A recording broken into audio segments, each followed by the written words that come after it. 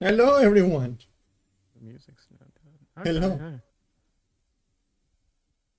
We're here. We're alive. Alright. Okay, Candy, make your announcement because you were hyping it up, Oh yeah, like kinda. something so Yeah. fucking embarrassing happened this week. Oh my fucking god. All And right, all right. Tell us. I don't know. You may be able to see that we started off with like because we usually start the stream with like two, three viewers, and then it starts like Yeah. climbing.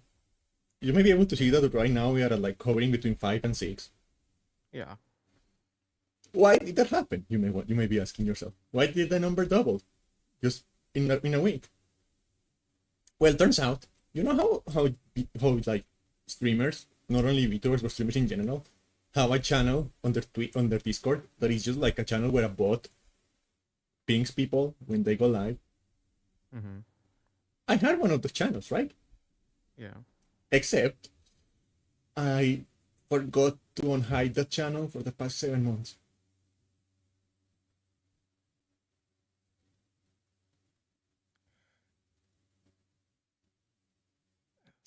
So for the past 7 months, that bot was pinging nobody. But I guess only the mods.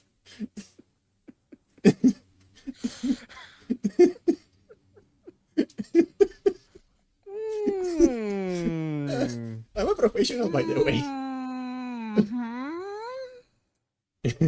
Mm. Oh my god. Okay. Yeah, that's not great. But hey, better 7 months than no. That's a pretty high amount of time. We live and learn. Yeah. I don't Well, wonder it's how many people just like think I'd stop streaming because I never got a notification again. mm, mm. Well, I feel like that should just be in an announcements channel or something. Yeah, I did mention it, but wait, let me check something here. I feel like that would just be the place for it.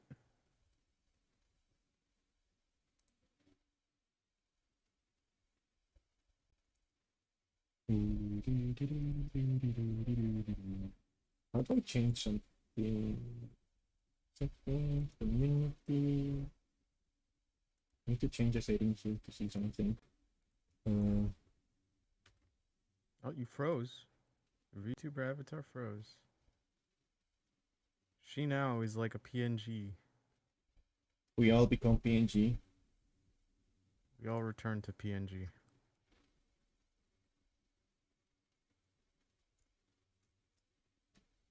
Stardust redeemed first time chatter. Say hi. Hi, Stardust. I wonder if yeah, I'm like, let me see if that works. Twitch is being evil? Why is your Twitch being evil, Star? Oh yeah, she How? can talk now. Okay, Okay, yeah, I hold on. changed a setting. Like, I guess she cannot verify her phone or something. I don't know. Oh, fair. Mm. We're here now. Yeah. Another for some for in future reference, if someone comes later and then decides to backtrack on this VOD, this is episode maybe 30. We lost count. But for you, because you might have not been pinged in a server for 7 months, it may be episode 9. Who knows? This Or is what we one. do over here. Or 1. Nice to meet you. I'm Yeah. Nox. And this is Candy, the host of the show. Yeah. Um, I was just checking my like Discord channels, and I opened that server, that's the channel, and I saw on the side that there was only like 3 people, and I was like, why is Mm. there only 3 people in there? Mm. See, the thing is, like, as a person who was part of a community server for a while, um, usually they had an announcement channel with a bot. Yeah. I I mean, feel that's like kind this of what might it be was, the but place like for the this. vote was hidden, so it wasn't actually Yeah, tagging this might anyone. actually be. Yeah, we haven't even been doing this for 7 months, have we? When was our first podcast? I don't know. I don't even fucking know. Yeah. Huh? Well, I am very bad at counting, you know? I mean, the passage of time doesn't help. It gets discombobulated. Yeah. Speaking of which, how was your week? Uh, very busy. They are like Hmm. cranking up like the amount of stuff I have to do on like my school now. Oh, of course, yeah. So I've been pretty busy with that mostly. Uh, Still trying to like. I got so close to beating Kronos on Hades, and I was so Did mad. you did you know that Supergiant released a patch for Hades 2? Yeah. Yeah. Fortunately, And I'm never close near the true ending yet, so it doesn't affect me. for two people I know legit told me it's like I already finished it. Fuck. Like the thing that has been contentious with what Thank I've you for the heard from substar. Hades Thank you, 2. thank you. Oh, thank you for the substar. The thing that I've heard negative stuff about, the only negative thing is the ending for Hades 2, the true ending. Yeah. That seems to be the only like piece that people are very upset about. Now that being said, I very much am the same of the same ilk where a bad ending can retroactively ruin a series for me. So I Yeah. get it. Although I do want like I haven't looked it up yet because I want to like discover it organically. Yeah, But I well, do yeah. wonder. Mm. I do wonder. Uh, like if the bad ending is going to, if that ending would have frustrated me because of the way I feel about the story. Mm. Because I feel like the natural endpoint of the story is not a good place. And like intentionally, like I feel like there is not a real happy ending for the story in a way that works. Mm. Mm. And I feel like that's good and that's intentional. So I wonder if I like mm. what's frustrating the other people will also frustrate me. I think the problem though is just like because that's such a change up in the series and it involves the old cast, right? Because by the end of Hades 1, it's pretty much a content happy ending. It's not like so much we all hold our hands and go kumbaya, but it is like a return to, oh yeah, okay, we'll do our genuine 9 to 5, but we're all actually really cool now Yeah. with each other, which is pretty nice. So, I don't know. I this is kind of like one of the places where I'm like, I'm glad I didn't play it on release. I usually do like waiting until like updates come. I have no idea when they're gonna pop up another update. So or if they will at all. I don't know if they like announce like this is we're not gonna update after this. I have no idea. I didn't check. But Yeah, no, because like who knows? I don't know, I feel like the way the story is going is like it's trying to set up an environment where so much damage has been done that maybe this is going to be like the in-universe explanation why nobody worships the Greek gods anymore. Oh, I don't think it could go that bad. I don't think it could genuinely go that nihilistic. Especially with how that like the tone for the first. That's such a weird thing to be doing. I don't know, I kind of like it if it went that way. I feel like it's working naturally the way the story's going so far. I guess, but it's like when you get invested to an entire like story arc that goes from the first and then the next story is just like, and then we put everyone in the trash bin. And you're like, oh. From the first game too though, bro? 30 episodes and we still haven't named it. Candy has just set the name to Untitled Yapping Show. She seems to really like it. I don't know why. It's not even that it's bad. I'm just like genuinely curious why she likes it that much, but I don't know. Maybe it's like some sort of sunk cost fallacy or something. I don't know. mm, it could be. It could be. Also, I'm mad. I'm mad about the game. I hope there is more. I hope there is more because I maxed out. Oh, Uh, you don't put that on me, Killer. She admitted last time she wasn't for the Goonion, so don't put that on me. Anyway, go ahead. uh, I am mad because I maxed out Nemesis Hearts and we didn't have sex.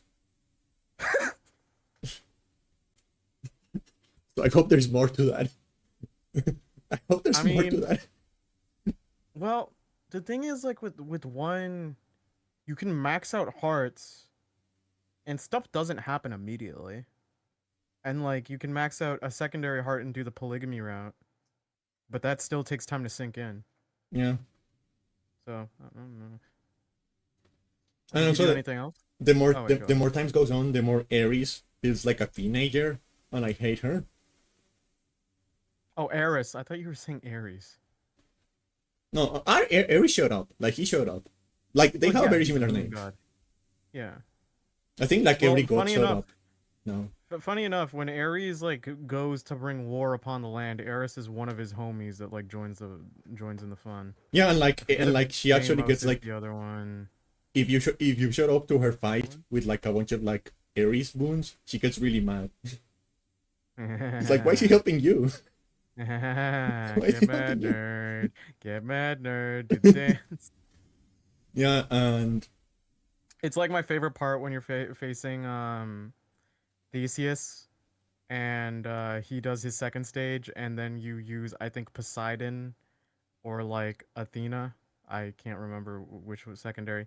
And if you use it, he goes like, "Have I angered you?" As if speaking to the god. yeah. Yeah. Oh, and also like Or no, there's Artemis, I think. Yeah. I Go unlocked the ahead. final weapon, Mm. and it's kind of weird because like the final weapon is like an actual jetpack with like pneumatic fists and a missile launcher. Yeah, you should draw. Yeah, Yeah, go you ahead. should draw. Okay. Drawing is fun. We're down for being background noise too. Uh, yeah, it has like a missile launcher and a jetpack and pneumatic fists. But it's like, Sounds where like a did that mixed come from? toot more than a.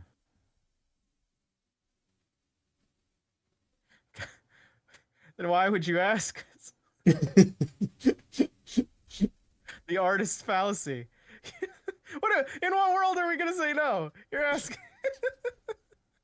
You're asking VTuber who draws and likes art and guy who commissions art. Hey, do you guys want me to draw? Yeah, that'd be great. We love art. Oh, Oh, that's a bummer. that's a bummer. I was gonna be real with you. This isn't going to Keikaku. Is it Keikaku? I always forget. Yeah, Keikaku.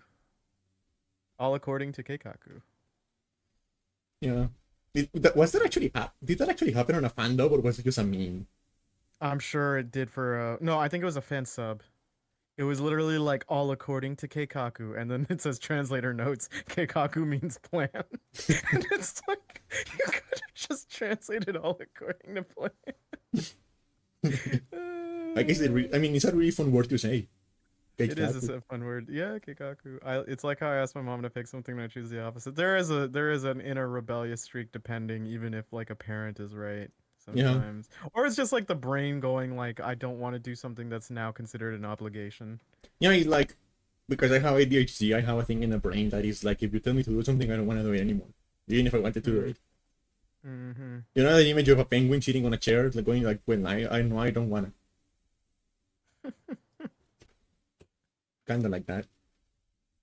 I get it. There are some times where it's just like if I'm for me the easiest thing to think of immediately is like if someone recommends me a show or series, like I'll put it down, but if they keep doing it, then it just becomes an obligation and I'm probably never going to do it. Nick, have you played The Outer Wilds? Ugh. I did and I got literally sick. So I'm allowed to make that noise. Don't get mad at me. I haven't played that game yet.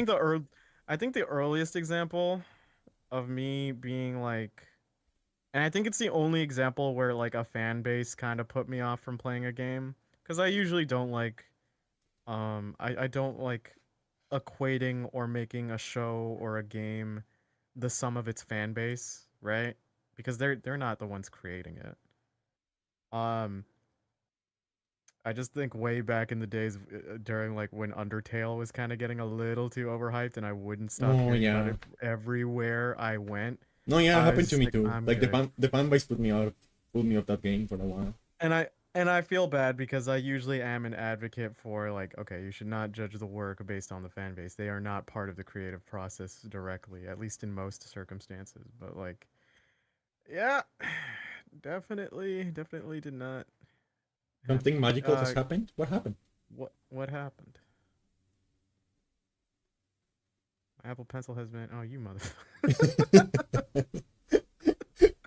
It vanished without a trace, like It magic. vanished 5 seconds earlier, throwing this out the fucking window. Oh no, my Apple Pencil is gone. Maybe there's a gnome in your house. There are times where I used to be convinced of like supernatural forces. You know when you leave something in your room and you definitely feel like it's being moved some inches to the right or the left, Yeah. and you can swear it. And I'm just like, if and I think about it more and more to this day, and I'm like, yeah, if I was a ghost, I'd do this kind of thing too. I wouldn't do the like explicit haunting. I just mess with people. Yeah. Why wouldn't the gnome take your wallet? Because they just were like they don't need money. They just like messing with people. They only use a gold-based economy. That's why they haven't been in a recession. Yeah. Yeah. They don't use paper money. They don't need your They use money paper or your credit cards. They don't have credit card readers either. Yeah. But they can sell your Gnomes underwear. So like, be careful Oh. about that. Are gnomes perverts? Are they known perverts? Or are No, they they just using it like for- stealing underwear. Hmm. You know, it's like Like, I cats. You know how suppose- cats, when you let a cat out, it just like starts bringing underwear to your house. No. What? Yeah, it happens. Like because it's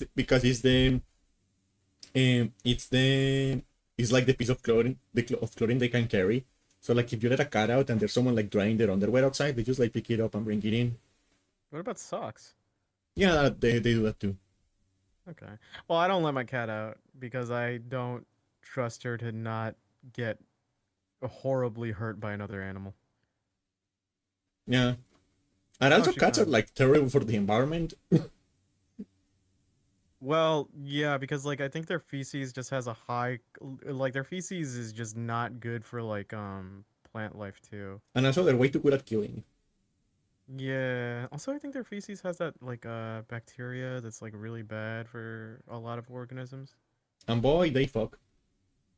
Yeah, they do create an epidemic. I mean, to be fair, at the same time, I would totally go to Turkey and just like pet every single cat. Oh yeah. So I mean, I really can't complain because about they're strays. transphobic, but you know. That's true. True. I can go with Dura, and then I'll take videos of us petting cats, and then Dura will look at me. He's like, "Why did you bring me here?" I'm like, "You said you're part Turk," and he's like, "I don't know nothing about this language. Yeah. I'm a filthy weeb." I'm like, "Oh, I do like I do love those videos of the cats just like hanging around the street in like the little holes in the street, just like. yeah," because I there's something I find very peaceful about that kind of symbiosis. In Yeah. just like yeah, we're just like, oh, we won't mess with you, you don't mess with us. We all try to get along. Cat in some places dog, but the problem with the dogs are they kind of run onto the street far more, Yeah. which is a bit of a problem. So yeah. And then also like, unfortunately for dogs. Alright, I forget Apple Pencils have batteries. Yeah. Sometimes I forget about that. I don't know because like my drawing tablet is like a passive pen. It doesn't need Yeah, batteries. it's just a stylus, right? Yeah. Yeah. I was thinking about getting a drawing tablet, but I'm pretty bad at drawing. I just need it to make assets. Just rudimentary assets. Maybe you can get really into like Osu to justify the purchase. Osu. Funny enough, I played Osu earlier today, and I'll tell you this: I have an even higher respect for rhythm game players because what is that? I literally I've seen videos of top tier like Osu players, and they make it look so easy. Yeah. And I literally just cranked it to level 2 out of like 7, and I was just getting blasted. I'm like, Jesus Christ. I mean, to be fair, like that game is like way easier on a tablet with a pen. Yeah, no, because I've also seen I could imagine versus like doing a mouse function. Yeah. I've seen people really kill it on like Osu on their tablet when I was like on campus, and then the other one that came out more recently that they have been playing is like what was it called, Project Sekai, Yeah. which I've been seeing some people like on the train play and stuff like that. I mean, there are tablets with screens. Mine has a screen. Yeah, not all of them are like the Cintiq with the whole like you have to look at the screen and then just kind of etch a sketch shit on this separate tablet. Yeah. Wait. Why is speaking of tablet? Why is my tablet not detecting my pen? Hey, Silent. Hey, Silent. How you doing? There we go. Yeah, I used to be really into Ozu. I have never streamed it because of the copyrighting music. Yeah. But I got really good at that. I got really good at the game, even if my hands really hurt after a session. Because it is a bad game for your wrist, for your hands, for your wrists. It is bad. I'd It imagine. is really I'd bad. imagine. Yeah. Oh my God. What else have you done this week, by the way? I completely forgot. I'm just kind of that, honestly, because I've been very Okay. busy. All right. I guess I'll come in with my week. What are these two? Why are my dogs like panting weirdly? You have water. Dogs just do that sometimes. I know, but he's just like he's doing it like he's doing his thirsty pan. I'm like, are you good, bro? There's water right there. He's looking at me like he's ashamed to be thirsty. It's okay, dude. It happens. My second dog, he's just way too timid. Like he's a good boy. He's just I don't know why he'll lose your ass dog. Hey, don't be mean to dogs. Imagine being thirsty. Um yeah, so my week. I didn't get to do much in terms of games. I was also pretty busy. Um but on the good news, I finally have been doing a script for a video that I'm actually confident that will probably come out in the next few months. But it's only in scripting right now. I have gathered up the footage from my storage for it, and I'm happy because if I do this, I will be free of 3 terabytes of game VODs, and I really need that.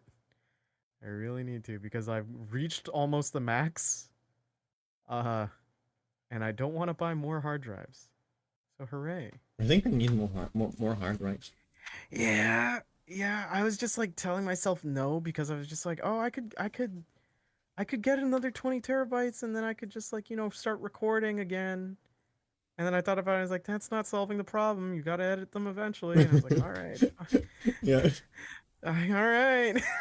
I guess I'll make a video. So I was scripting. I can't give details. I'm pretty happy though because the way I'm more confident about it with the first video that I've been trying to put in the works for 4 months now. I was hit with a dead wall on how to approach it. And then when I was scripting it, the second idea came in, and it's gonna be good when I have to start making a flow chart for it, which Oh made yeah. made it way more fun. So the script's gonna be around that. The skits are gonna be back. Um, Usually I save like jokes I think that can be like slid in this kind of fun way. And we're getting a pretty bare bones script right now. I have to like finish up the flow chart, but it's pretty good. And of course you have love flowcharts. OCD baby. Um which is going to be part of the video, or at least I'll see how I can fit that in the video. I don't know if I'm going to audibly like audibly I will convey what you will imagine was a flowchart in my room as I lose my mind as I do this. You need to do like But the Pepe Silvia bit. You need to like. yeah, I kind of do want to just make an art asset of that. I'm planning to so the way the stage is going to go is I just like Did oh, the that stream changed die again. or what is your internet? Let me see. Well, I I'm not I dropping can still frames. see it. I I can think it still might see have been it. your internet, star.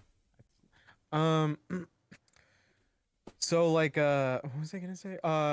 So the process is gonna be uh finishing up the flow chart, which will take a few days. Then it's gonna be like working that in just to for a big rough draft, and then some of my editors edit it, and then I get to hire artists and look for art resources, and we get to recording and editing. So that'll be fun. It'll be really fun to do a second thing again. And then the only other thing I did in my week was I went to another movie with my dad, and it's an Iranian film that it's like one that got famous this year. It's called It Was Just an Accident, and Hmm. it's a film that got famous at the Cannes Festival because Iranian films are very strict on being anti-regime, right? Yeah. Um, so they have police and government to pretty much go through a vetting process. The creators of the creator of the film pretty much just like vetoed that entire process and just handed it in, and it won an award, and it made its way here. And it's a pretty low budget indie film, very good. Um, it's only an hour and a half. It shows a lot of different things. It shows like the humanity of everyone kind of involved, like the complex moral dilemmas that come about, like a bunch of different stuff. And it doesn't do the thing where it picks a stance in a way that seem like it doesn't pick a stance, but it doesn't seem like cowardly about it. It goes like your actions have compromises, and you have to see like which one you're willing to take here. And it is very interesting because it is not necessarily heavy-handed in being anti-theocratic, but it very much does like criticize like you know the um the consequences of autocratic like regimes and sorry, theocratic regimes and stuff like that. Yeah. So yeah, in an hour and a half, this movie did a better job at executing its themes, giving a bunch of messages, um making a very emotional cast that like really does well with their roles, making like a fun like overarching story than one battle after another, which was 3 hours, which was over double its runtime, had way more budget. um but like this film just does everything so much better.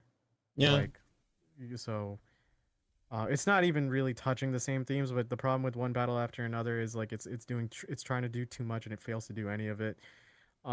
Whereas like one like it was just an accident is pretty good. It's a pretty good narrative. You genuinely enjoy the characters, and you do feel some horror in just the descriptions of the things they're telling you. Um, and yeah, I really liked it. I got to walk away from a movie and went like, wow, this is my dad and I kind of like had the same sentiment. It was like this is kind of like the power of movies, right? You don't necessarily need like blockbuster fucking budget to really say something or make something that can make you remember it. So I liked it. I would definitely recommend it. The name again, it is an Iranian film, anti-regime, called "It Was Just an Accident." Pretty fun. That's a, And that's a weird hmm? name. I feel like maybe hard to Yeah, my Google. dad. I, I I love my dad. He keeps bringing me to movies where this title, like the the title of the movie is like a like more than 3 words of a sentence or something, or like I can very much tell as soon as I hear it, like this is gonna be like an independent art house film. But Yeah. yeah, But I do um, wonder, like, I don't, and I feel, and I wonder the same thing about video games. Is like, are we just like out of good names? Like, did every well, good okay. name get The like name for trademarked the already? name for the movie is actually pretty good, all things considered. But I will say it's not necessarily good at being memorable at the same time. Yeah. Um, with games, the problem is we just revolve around cool sounding words, but we've gotten to the point where we've homogenized too many. There's too much homogeny in like the amount of words that are seeing recurrent use, right? So like you'll see zero, shadow, revelations, ascension, like words like that always thrown into titles Yeah. to the point where you don't really care. Rogue, stuff like that. Dark, right? It's just like, yeah, all right. Yeah.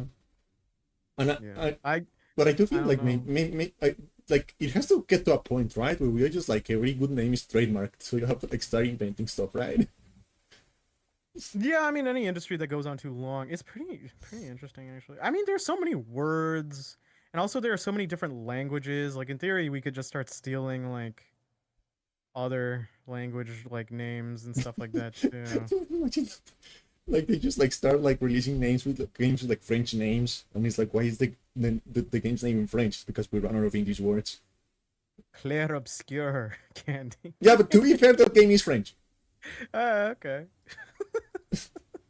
That game was made in France by French people, so you know it's different. All right, fair, fair. Um, That's why it is like the way it is, you know? Yeah. I I got to what else did I get to do? I feel like that was it. Oh, I got some new hardware. I got a new controller for the PC, which was nice. Which one? An 8-bit do controller. Oh, which one? The Wukong one. Oh, I think it's called the Ultimate 2C. It's pretty decent. It is a budget controller, but surprisingly decent. I think the only complaint I have is like kind of the D-pad being a little more meshy than the rest, but everything else kind of clicks pretty well. I feel like the D-pad even then I might get used to it if I just wear it out a bit. yeah. But yeah, I definitely can't see myself playing fighting games on this thing, but like at least for now, but like to be fair, I usually play my fighters on console. So, Yeah. I don't know. It's like I'm still. Skibidi Toilet. I wonder how the Decided to horse. make a game. I wonder Oh, how go the ahead. horse called Skibidi Toilet is doing. I'm trying to think. I mean, like, I feel like so many. Yeah, you are right that so many cool names are taken, but at the same time, it like there has to be like another well of like so many of the generic names are being taken, right? Cause what was the one we were making fun of like a month ago that was in that games conference with the most generic name on the Chronicles face of the Medieval or earth? something? Yes, something like that, and it's just like But I that's do find just it a funny that it's like that's gone just like a it is project so name, it bro. is so generic that it went like the whole way around and I don't remember it. I could not remember for the life of me. Oh, well, I could see what like your point, but yeah.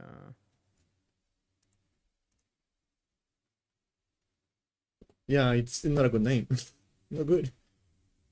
Uh, but yeah, I don't know. I feel like we need more like names that are just like we need more games with the names that are just like unfinished sentences,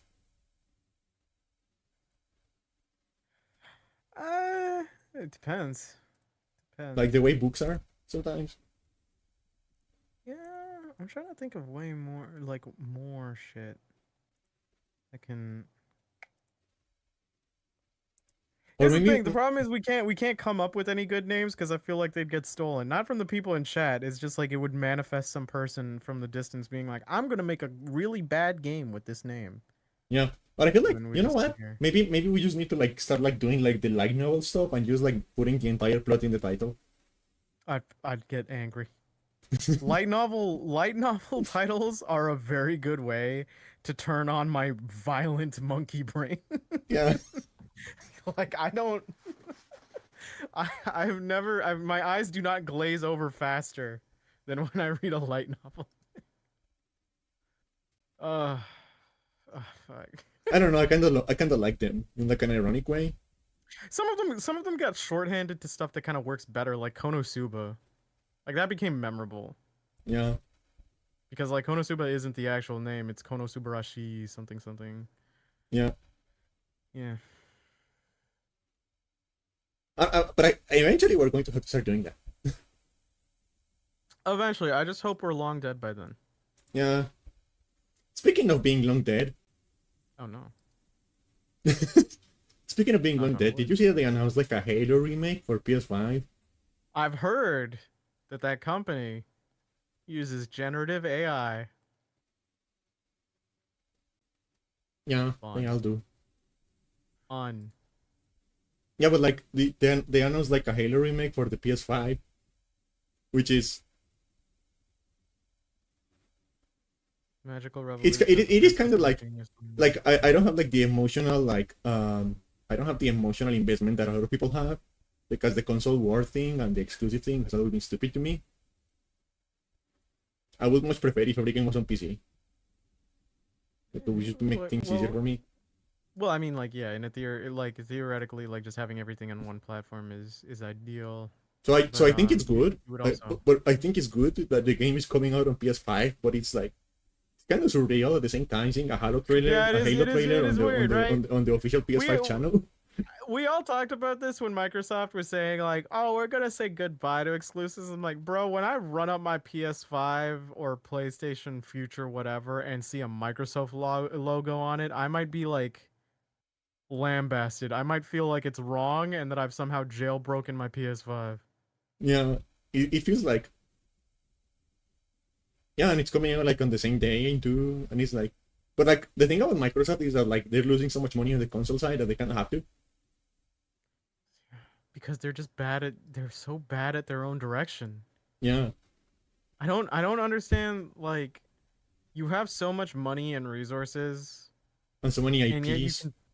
you continuously just make really bad decisions.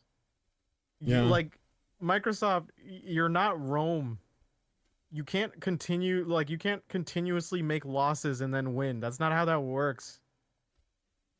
Even then, Rome died at the end of its era, like by the like when it was Byzantine. But who fucking cares? Like what?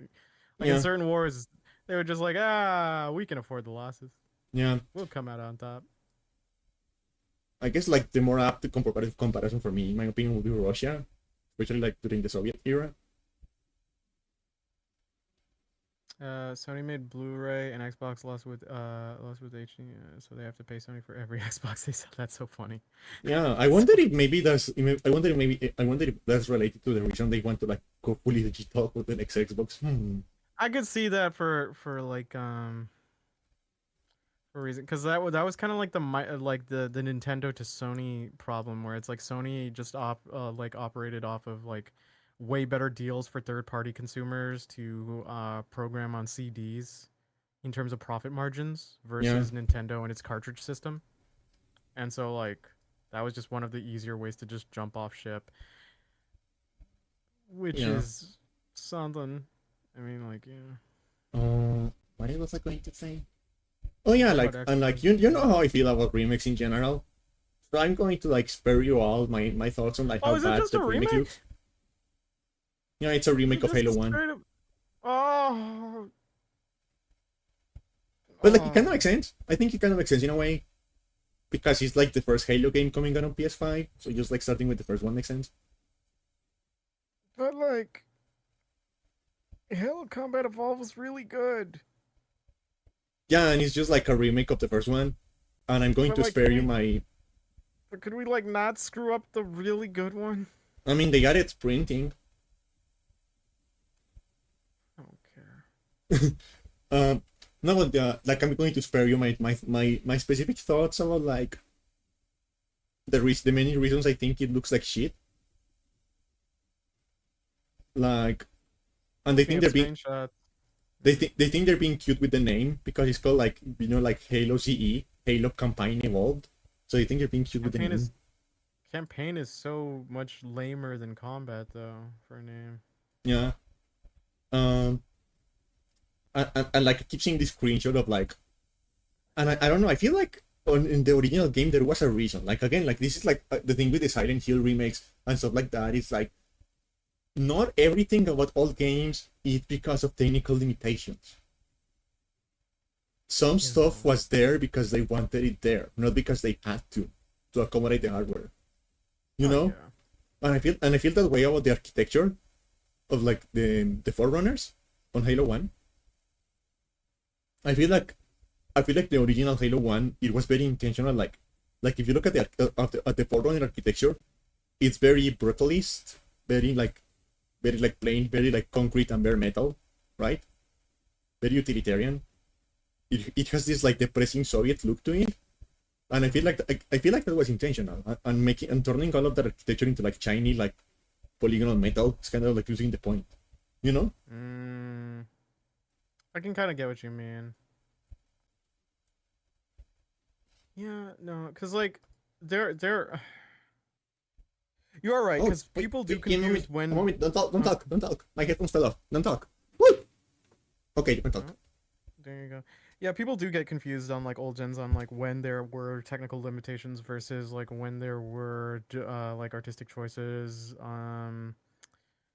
And even then, technical limitations aren't always a bad thing because they can really help like spur some creative like compromises that might have just been better than the initial vision.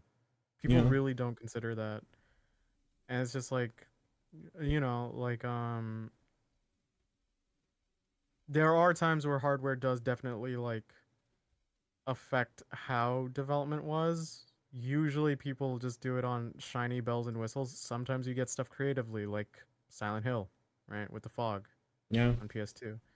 But like, yeah, not every old game needs to be like remastered in such a way where it's just like, or remade where it's just like now with current technology and up to the current standards, and it's like, in what we thought in like direction, and it's just like, yeah, but there were artistic choices, or there were just like dev choices that were genuinely fun on the old, and you're kind of just like changing them just to make it kind of homogenize with everything else, and then take out all that uniqueness and identity. Yeah, and it's like, and yeah, they are not remaking the multiplayer because they that would compete with Infinite. You know, you cannot compete with Infinite. How are you going to make Infinite money in Infinite if you have like a better multiplayer game? I forgot about Infinite. Um, and yeah, like it is also like running on Unreal Engine now. Yeah, that's a good response. It is also running on Unreal Engine now, which is ugh, you know. Yeah. Like I was watching the like review trailer and I was looking at it and you can just see because of how glossy they because you know like in Halo 1 the weapons are very glossy, very like polished metal with a lot of like Mm-hmm. plastic and stuff like that. Especially the Magnum pistol. It is just like completely chromed out and like completely like polished and shiny. Yeah. And you can see on the remake like the way because of the way Unreal Engine 5 handles reflections, you can see like constantly whenever the character moves, there is just like this sizzling, this kind of like boiling noise on the weapon, and it looks so bad. I don't know if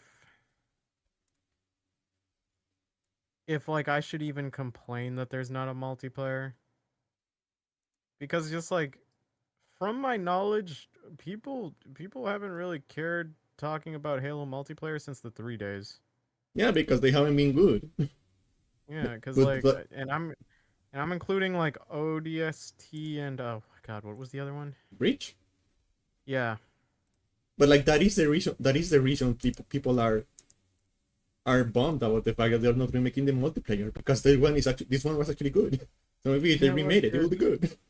Yeah, true. It was good. I think like the silver lining I'm having is just like, oh, thank God they're not doing it because it'll probably be bad. it's just my it's just my in head is just like, oh yeah, I don't know Yeah, if I can even really trust you with it. And this is to say, this is coming from someone who usually does not care too much about the shooter genre. And I will say I didn't end up caring that much about like Halo as a series, but I did genuinely involve Combat Evolved. Because if you yeah, were in my heyday, you would have the one friend who had Combat Evolved on a USB, and you would all put it in the school computers and just play a local match and have fun. yeah, And it's still held up as a really great shooter even back then. yeah. No, I don't know.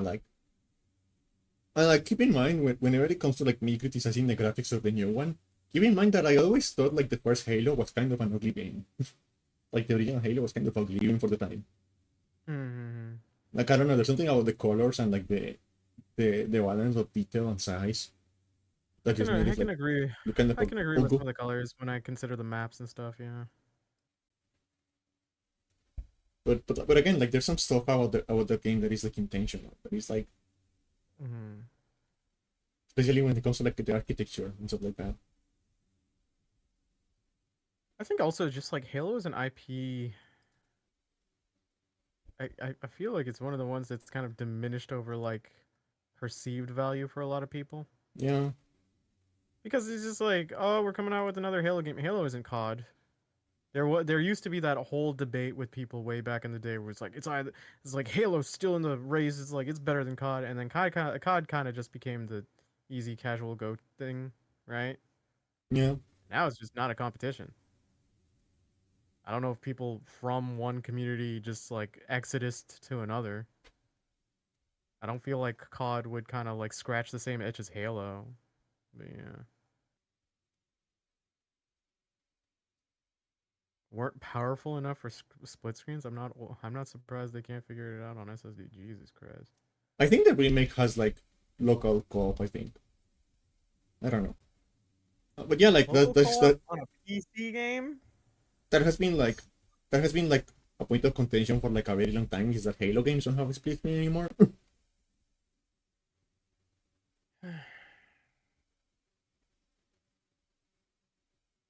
But at what cost? just also just like I don't know, like I like local co-op as an option, but if you're gonna have local co-op, have online co-op too. Like who in the fuck is playing a PC game with local co-op? Yeah, Usually a person with siblings.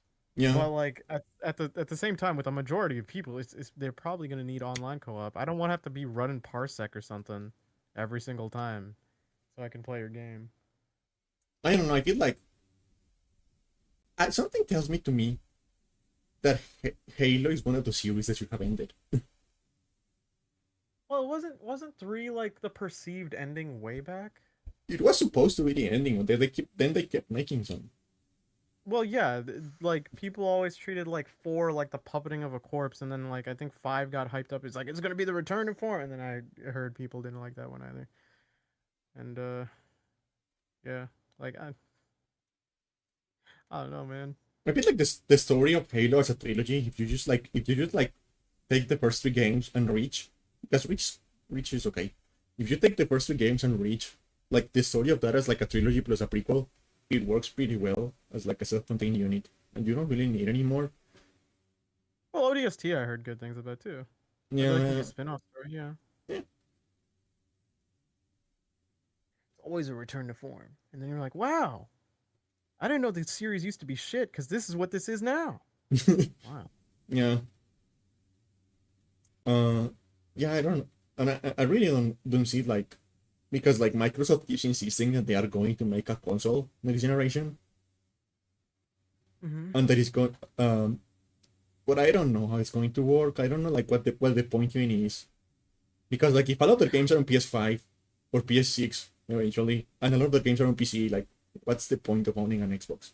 Yeah, the other problem is just like I don't feel like the hardware division knows what they're doing. Yeah.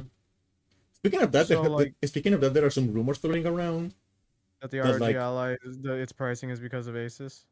no, there are some rumors Okay. floating around now like the next gen Xbox. Hmm. Um, because this generation has feels like, because of like there haven't been like enough games, and a lot of the games also came out on the PS4. So this generation has felt like, but we Kind are of 5 years whatever. into the generation. Like we are close to the end. It's not great. Like It's not. like in a couple of years, they should be announcing a PS6 in a couple of years, Yeah, they should. because it will be like 7 years. Like that's the right amount I of rem- time. I remember Castle Super Beast, like Pat mentioned, like since the pricing of this thing, it could be an indicator for a longer console cycle, but they haven't really ever broken it. I think the longest we ever kind of had, quote unquote, was like PS2 era, If kind you're of. going to count the football games, then yeah. Yeah, But if we're going to count from the release of the PS2 to release of the PS3, it was around 5 years. it was around 5 years. PS3 to PS4 was 6, right? 7. No, Seven, 6. It yeah, was 6. it was 6. Because like, I think the last one was the longest one. I think it was 7 years too. the sensible thing, and to be fair, this is assuming they do sensible, but they probably won't. Is just like people don't feel the return in investment for these consoles. Yeah. So as soon as you announce a new one, you've already kind of like failed a bunch of people who's like, I already bought this thing and it hasn't returned like Yeah. my investment Where are on. the fucking games? Yeah, and it's There just hasn't like been Sony went, like if you think about it, like there was one God of War and it came out on PS4 too. yeah, There hasn't been a Sony Naughty went, Dog game. yeah, Sony went like, oh, don't, sorry, we thought live service was the way, bro, and so we decided to like dev in 20, and it's like, why the fuck would you do that? That's so stupid. It's like, hey, three of them like succeeded, and we lost a lot of money on the rest. I mean, like if you think about it, like if you think about the amount of games that like Microsoft owned studios have put out, if they were doing exclusives, they would actually be doing pretty well. It would, But which is they're not it's doing it's exclusives anymore. it's funny because like on paper you're like, oh yeah, them not doing exclusives actually pretty good for consumer. them them doing a game rental service essentially pretty good for the consumer. And then you just look at Xbox on fire and you're just like, hmm, Hmm. this isn't adding up. No, but yeah, there I'm was a still fine with rumor. I own a PS5 too. It's just like, to be fair, when someone goes like PS5 has no games, I can't really counter fully because it's like, okay, when we go exclusive, yeah, no. If it's like shared library with a PS4, yeah, and games that came out on both gens, yeah, sure, but like the whole point of the new console is you should be making some games that are exclusive to that new console and its gen, Yeah, right? Like, yeah, which is the tough part. and Because I like my like PS5 in what it can do, but it's not getting new games. I haven't bought that many new games. yeah. Um, Do you think SSDs will make backwards compatibility easier? Some of it's based off of architecture, though. yeah, some of that is Like, based yeah, on like, yeah, and that is the reason these companies are kind of like stuck with AMD components, because it is the only way to guarantee like backwards yeah, compatibility is like making sure you always make the console with AMD parts. yeah. It's a rough situation. It isn't like when you port to PC and then you get that situation. Sadly, that's again one of the most infamous things that we kind of point to, and I will win my heart is PS3 is one of the simplest ones to look at, where its architecture was the odd man out, and that's why a lot of games like that's why PS4 couldn't do backwards compatible to PS3, and a lot of games had to be remasters and remakes from that gen. Yeah, Yeah. Soon Genshin. I remember you mentioning this. Yes. yeah, but like Um, that one makes I don't sense. know if I count that. I don't know if I count that though as like a real exclusive because it used to be on the old thing. Yeah, and also it's on PC. It's like whatever. Yeah, And on it's phones, you can just play it on your. It runs like shit, but you can play it on your phone. and I want to say this as someone who tends to buy Sony products. I don't. I do enjoy the time that I get to actually play games, and like I think the PS4 gen was a genuinely good gen. I bought a lot of PS4 games, but the problem with any company is once it's first place, like the next cycle, they just lose their mind and they become like stupid, Yeah, really dumb, and then they just make a bunch of dumb decisions because they think they can risk take, and then it just sucks. yeah. Yeah. Uh, and like, yeah, okay. So like, there's a rumor going around that Xbox is like betting really hard on like having the most powerful console next generation. Um, but the You thing have is to account like, for pricing too, bro. It doesn't yeah, have to that's be the thing. powerful. That's the thing. Yeah. You're talking about like they're going to have like the die size. You know, the actual size of the like chip is going to be like 20% larger, so like more transistors and whatever. Um, and stuff like that. But like right now, they're like lining it up to be like a $1,200 console. Just make a PC. Yeah, no, nobody's going to spend You $1,200 on would a just console. make a PC that's with that money. Like why? Why? Nobody's going to spend $1,200 on a console. I think the enthusiast will, but it's just like they're nowhere near the average. Yeah, but like Like you cannot like bank on the enthusiast market to be like your oh yeah, core. no, that's what I'm saying. That's what I'm saying. It's like that's not going to make up for it. Like they're not the average. They're not going to be like, enough to like support it because who on God's green earth is going to look at a console that's 1200 and go like I'd spend my money on that instead of making a PC, and it's like, what? Yeah, you can make a pretty good PC for. Yeah. Why'd we spend 1200 on a PS6? Oh, Silent. I mean, would I? I don't know. Their exclusives better be good, but I don't think I would. I'd probably steal it off of a guy. Yeah, just camp outside of like a Best Buy and like beat up the first guy that comes out with one. Like why not? Or yeah, or just like, wait till the shipping truck is there. Wait till the guy's like storing it, and then when he's in the store, just grab one and run. Yeah, mine now. I Doing. know. Um, Guilty. Oh yeah, okay. But yeah. and I don't know. Like I feel like in the next like 3 or 4 years, we're going to end up in a situation where Nintendo is the only one that's actually making money. It's because Nintendo, for all the shit I'll give Nintendo, and I'll really give it any single day of the week. They're consistent, Yeah, like and and like there are they're good doing things the that come thing. with They're that. doing the thing. It's just like, hey, They don't. Yeah, they don't. We're making a console, and we're also making a lot of games for the console. So buy the console to play the Like games. It's you so can see simple. yeah, you can see the bizarre strength of not going out of your comfort zone. Yeah, so simple. We have all this like IP. Do you want to play the games? Buy the console. It's so Yeah, by simple. the console. Now that being said, does that company is it also a really stupid company? Absolutely. But they know what they're doing. Yeah. How many copies has the like? I remember they said the Switch 2 like superseded the Switch 1 in sales, which is really wild Yeah, they're because doing I like know no one who owns one except for Dura.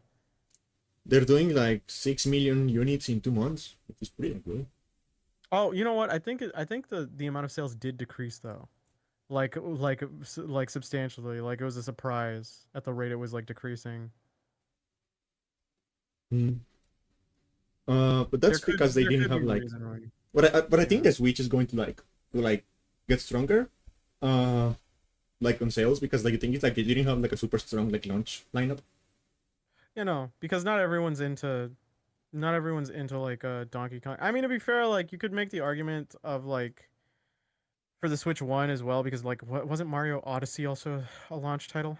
No, Mario Odyssey was like a few months A later. year in?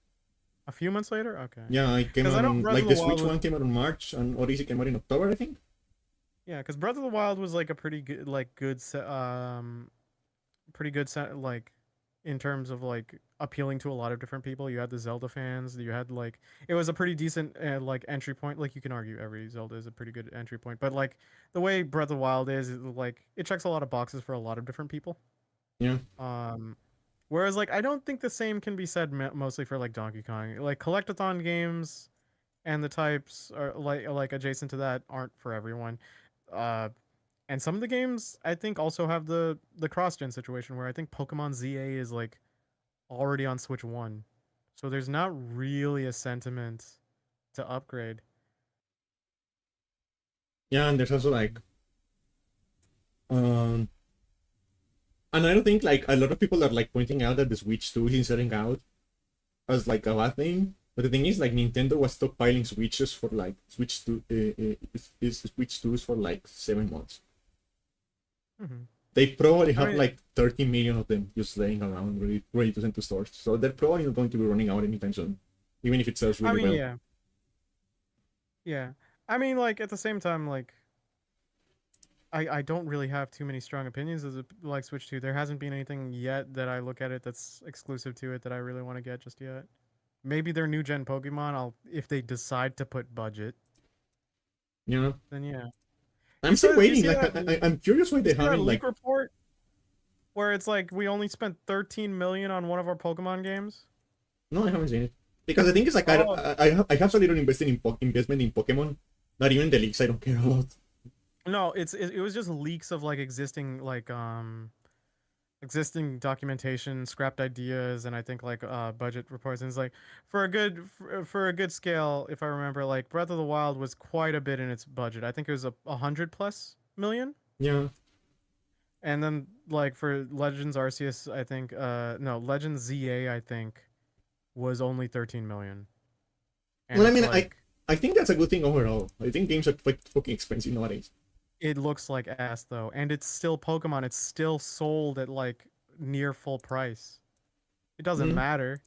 If you're selling it full price, you should probably have a high budget to justify it. That's the Okay, but thing. like, why Because would they? if it was sold, if no, Why yeah, would they they? would. People are going to buy it No, no, no, anyway. no, no. Exactly. That's the end of the argument. But it's just like it's just the infuriating thing where you actually get to see the budget revealed, and you're like, well, yeah, okay,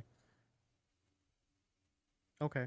I know it's the most popular IP, but you just couldn't give a damn. I don't think I don't like. We've looped around and talked about this so many times. I don't think Nintendo cares about quality control on it. I genuinely think from the bottom of my heart the Game Freak hates Pokemon. Yeah. Uh, so it's just like it's rough out here. So You know what I'm curious about? Why haven't they patched the Xenoblade games for the Switch 2? the what games? The Xenoblade Oh, games, the Xenoblade. Switch 2. I don't know. It's weird they haven't patched them here because like I feel like they are like the most technically ambitious games on the Switch. So I feel like of any game they will like benefit the most. That is classic Nintendo though, to go like here's like stuff like here's this feature thing and then the rollout is just all over the place though. But like, I don't know, like a part of me thinks like, because I think about Monolith Soft is like they're like insanely ambitious, Hmm. insanely ambitious when it comes to to like the hardware. Because like for example, like on the Wii everyone was making like PS2 kind of games, right? Yeah. But like then Monolith Soft comes around and he's like, what if we make like a huge open world game with like a lot of like grass and foliage and like huge draw distances, and, like it is 100 hours long, and we put it all on like a single DVD? Wouldn't it be fun? And then the Wii U comes out. The Wii U comes out and it's like around as powerful as an Xbox 360, and everyone is making Xbox 360 games. And then Monolith Soft comes around and he's like, what if we make a game that is like 1,000 kilometers squared, and we put it out in like 10 gigabytes? And then the Switch comes out, and Monolith Soft is like, okay, what if we make a game where like the entire world is covered in like very high quality volumetrics, and we use like very very advanced materials and lighting and whatever the fuck? I'm not entirely sure why it's like that though, but it's like in instances where we've had like the PS5, like the PS4 to the PS5, where some games like you can have the PS4 version and then the performance goes up, but then some you don't. Then you'll have like the Pro versions where sometimes you'll get it up and sometimes you won't. Nintendo has some upgradable versions, and then I know some you can pay for, some you don't. But then I remember like there's just no guarantee some will just like get like a performance boost based off of the hardware. At Yeah. least not yet. I know there's like a link page to it, but there's some where I'm genuinely surprised where it's like there hasn't been one for the Devil May Cry 3 release or the Bayonetta one confirmed yet, where it's just like, yeah, it would just scale up to the. Yeah, but that's kind of up to the publishers, actually. So, like, Yeah, it is. It is, but it's just a little disappointing if that was like one of your ballparks of even bothering to get this on the system. yeah, and also like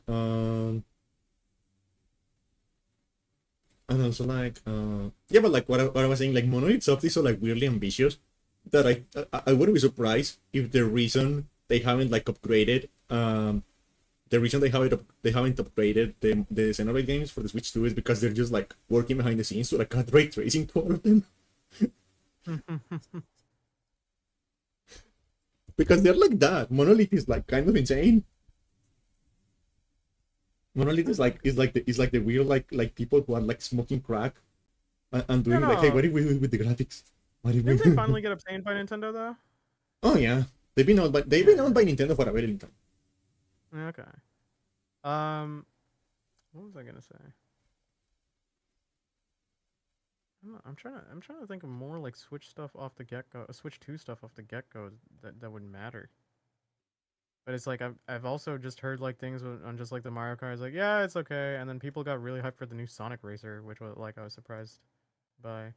Yeah, yeah, but yeah, like Like I feel like the Nintendo Switch, the Switch 2 got like to like a like slow start because of the yeah, amount we of gotta games wait. it has. But like as it goes on, like I feel like first of all, it's going to be a lot more like third Can party build a, games.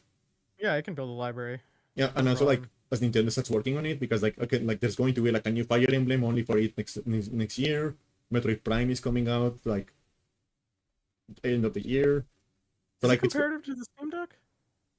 what Is it like better than the Steam Deck in terms of hardware? the Switch 2, yeah, and Okay. also like in terms of features, it is like newer, more advanced architecture.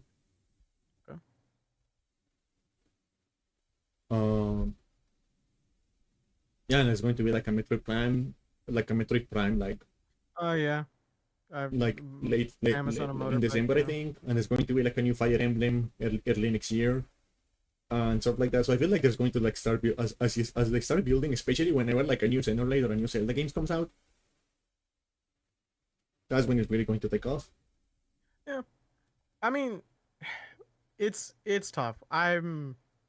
I'm sure I sound overly critical, and I am because I feel like there are plenty of people who've glazed it a little too much for my liking. And Yeah, I'm like, if you're gonna be hard on the other companies, you got to be hard on Nintendo. Because like usually though, in all fairness, a lot of consoles opening windows not the best. yeah, You have to wait till like you have to wait for the first few years before shit starts getting better. yeah. Substantially. What was I going to say? Oh yeah, like and I feel like don't underestimate like I feel like whenever the Xenoblade games get patched, that is going to be like another huge push, because like I feel like it feels like this weird like niche, like anime anime like game kind of series, right? Mm-hmm. But the thing is, like right now, Xenoblade is like Nintendo's overall fastest selling franchise. That's wild. Yeah, like of all the franchises they have, Xenoblade is like the fastest selling one. I'm surprised that that's. I mean, excluding Pokemon, I guess. But like, Yeah, because there's well, okay, fastest selling versus highest selling. Like the contexts are important here. yeah. Yeah.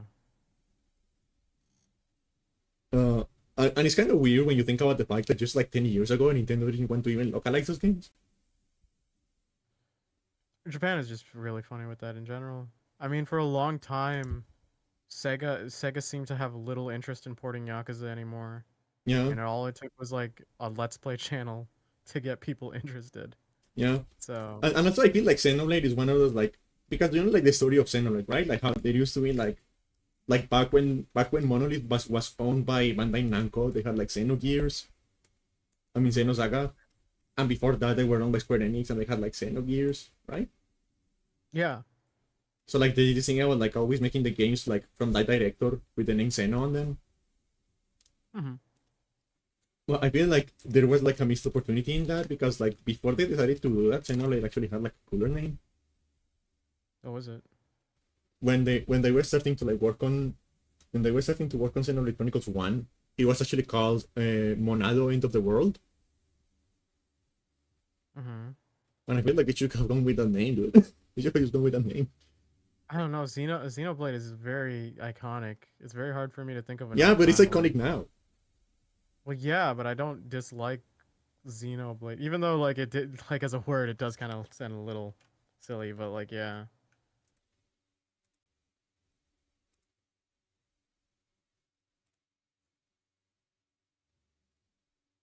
Yeah, I don't trying know. to think. Yeah, no, it is think it is like Xenogear, Xenoblade, like that whole shit is like it flies over my head because I had someone explain it to me and I was like, oh, okay. Yeah, and like the funny thing is, like legally speaking, those games are like completely independent of each other, legally speaking, hmm because hmm Xenogears is owned by Square Enix, Xenosaga is owned by Bandai Namco, and hmm Xenoblade is owned by Nintendo, right? Yeah, So like they cannot cross over, they cannot reference each other because like legally speaking, like that's a minefield of IP law. yeah. But like those games are connected. If you actually just like start digging into the lore, you realize that all of those games like take place in the same universe, despite the fact, Oh despite that. my God! Look, it's a place this other character went to. And it's just named. Oh, they switched the letters. Main character turns to camera. Wink. Like, oh, I wonder if it's Well, connected. what is the thing called? I think like the Sohar. I think. Yeah, there is like this thing called the Sohar, which is like a cross-shaped stone that shows up in like all of the games. Yeah. Yeah, those games are like, and it is kind of crazy when you because like the thing about like spoiler alert for Xenoblade, I guess, a 2011 game. But the thing about Xenoblade is that Xenoblade actually takes place on like the real world, kinda, in a weird way, because hmm there was like this experiment going on in like a satellite station outside of the planet Earth, like our actual planet Earth, and they did like a Poki and accidentally created like an alternate dimension.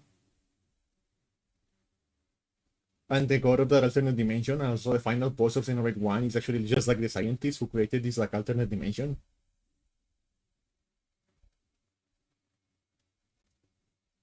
So you're in the alternate dimension? Yeah, you're technically in the mind of like a scientist, like of like a human scientist, in a way. Okay. It's kind of crazy. And also like I don't know, one of my favorite images. Let me find it. Like there is this website called the Models Resource, um, which is like a website where like people like extract 3D models from games and like post them on this website like to like let other people download them and like play around with them, right? hmm and they have an entry for like the old Xenosaga games. This is one of my favorite images. I don't know why it's so funny to me. I really wish OBS had like a function to just like paste a screenshot directly on the like, you know. So you had to go to paint, save it, and open it here. Yeah, this is one of my favorite images. I don't know why I find it so open funny. a new tab in it? Oh yeah, okay, go ahead. Let's see.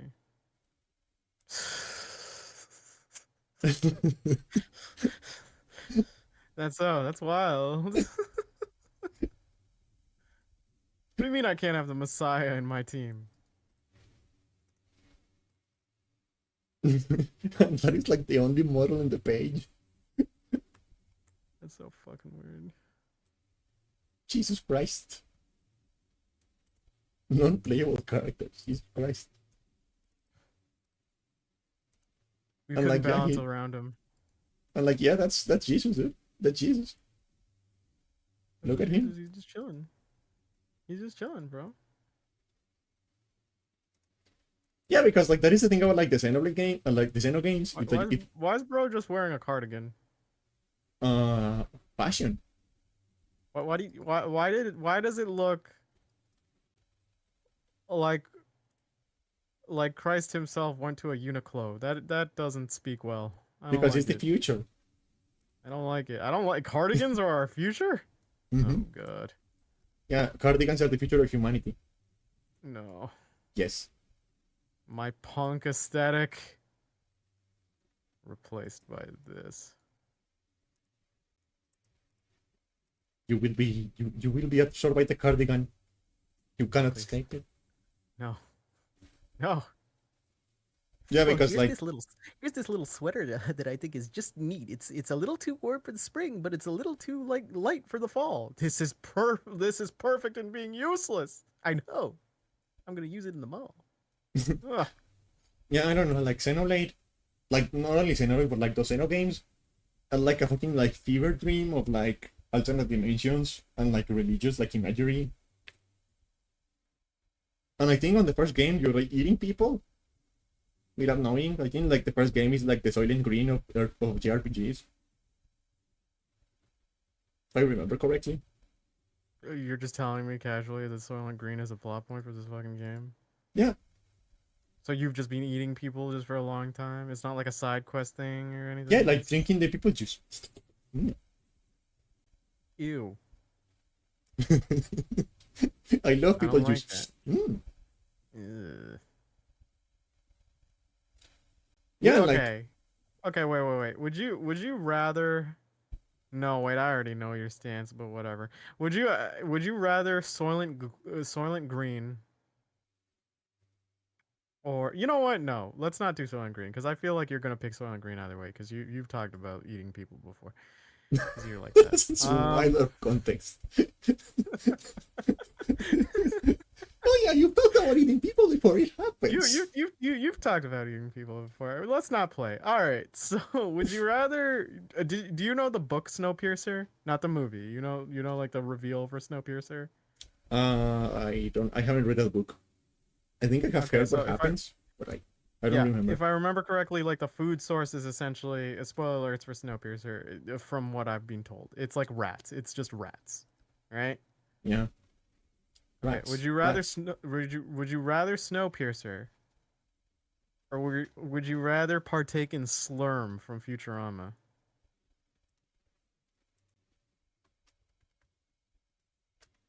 What is Slurm made of? Remember, like you've never watched Futurama? Slurm, like when they go to the factory and then they find out like the Slurm is like made by like this disgusting bile juice or whatever from this giant. Oh yeah, the giant worm. Yeah. I think I would rather the rats. Me too. Honestly. I feel like there are too many factors you have to throw in with alien biology. Like that could just actually be poison for me. Yeah, like at least the rats are like terrestrial animals that exist. Remember when DMC Reboot tried doing the Slurm? Yeah, but like for reals and like very edgy and dramatic. Well, they were like, here's this drink called Virility, and it's made by suckling the pus juice out of this disgusting succubus. Because in that world, succubuses aren't hot; they're like giant pimples with claws. Which kind of defeats the purpose. Like, I get there's a lot of monster fuckers around. Like, that kind of defeats the purpose. Yeah, DMC reboot is pretty fucking awful. And then and then and then and then in DMC reboot, when you kill the succubus, Mundus is in the middle of railing his wife, and he goes, "My succubus is dead." He's like, "Bitch, did you feel a tingle in your balls? Like, what do you mean? How would you know? Ew." Also, why would you hard cut to him raw dogging his wife? I hated every single bit of that game. No, but like, it's important because there's going to be like a forced abortion later in the game, so we need to understand that they're fucking raw. The worst part is like his wife has like that weird like vacuum skin kind of deal. Yeah. Yeah, I hate it. I hate. Yeah, and then you're going to shoot the baby. I like the ones that are ugly pimples that mimic hot people. That'd be a beautiful love story. It's like, I love you for who you are. Isn't that the plot of Yeah. Shrek? Yeah, but Shrek isn't. Well, he is kind of just a walking pimple when you think about it. Donkey. Gassy one too. It's been so long, I don't even remember what the movie is about. Is it really the plot of Shrek though? Because like Shrek is very explicit of who he is. I think Fiona's the one who's like ashamed of her curse, but then Shrek just like calls out the hypocrisy because he's an orc. He's like, "What? You don't want to be down to my level?" You're calling me ugly? Huh? Yeah. But then also he kind of loses sight of himself because in Shrek 2 he's willing to just turn himself into a human. Admittedly for the love of his life, but it's just like, yeah. Shrek went to get some short guy pussy, but he ended up with her meow. Yeah, damn straight. Fiona's bad though. I'll say that. I don't know, like, it's been so long since I watched that movie that I don't even fucking remember anything about it. Oh, you don't remember Fiona? Fiona would be your type. She's a redhead. Yeah, I guess.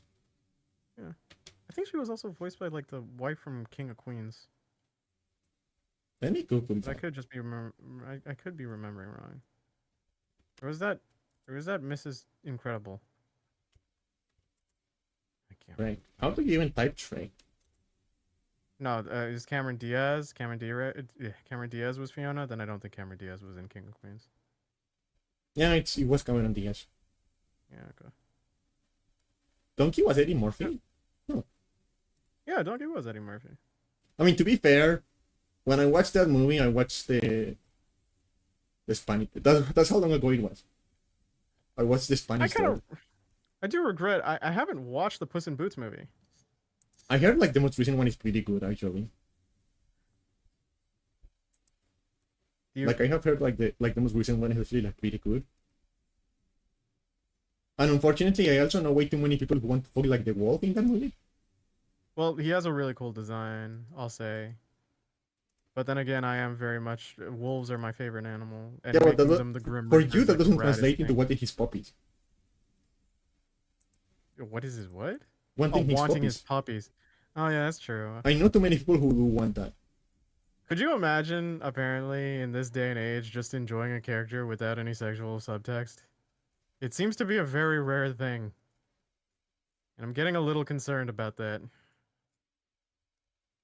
Maybe I'm going to blame I'm going to blame COVID. I feel like anything that goes wrong nowadays, I can blame the COVID and it works. Like, bro, you can't just look at... You couldn't just, like, look at a character and be like, oh yeah, they're cool. Does it always have to just end up with, yeah, I'd fuck them? Like, is that... I mean, I do that Does it have to sometimes. be? I mean, you do that so... I actually, no, I do have a hard time figuring out, like, characters you just genuinely enjoy without some sort of... Usually it's the one. Usually Oh! usually it's when a No, game I has gotta like go... when a game has like Yeah. one guy that I actually like enjoy. Yeah, you know what? I've mentioned it before. You're not sexually attracted to Taukaka. Oh yeah, I'm And not. She's just like yeah, but she's like you me. just love her I as love her. yeah, you just love her. Yeah, and that's valid. And that's not even to front on Tao. Like Tao is very pretty, but it's just like, yeah, no, she's just a goofball. That's first and foremost. Yeah, I like that one of her attacks is just like a giant middle finger. Yeah, yeah. Yeah.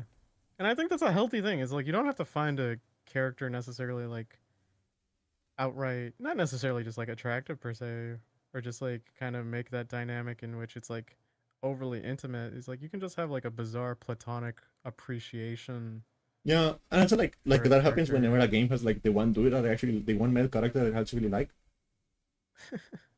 Fair. Like Kaito. I like Kaito. I will go drinking with Kaito. I love Kaito. Kaito's hilarious. Yeah, he's a bro. He's chill. Yeah, me too, Silent. Yeah, cause Kaito's just a really fun foil for Yagami. Like it's just like having your idiot best friend around. Yeah. And he's the one who pulls your IQ down, and then sometimes you bring his IQ up, and it's just Yeah. like, yay. And I don't know, but that ending of the first game where he just like throws a couch at the guy. It's really great.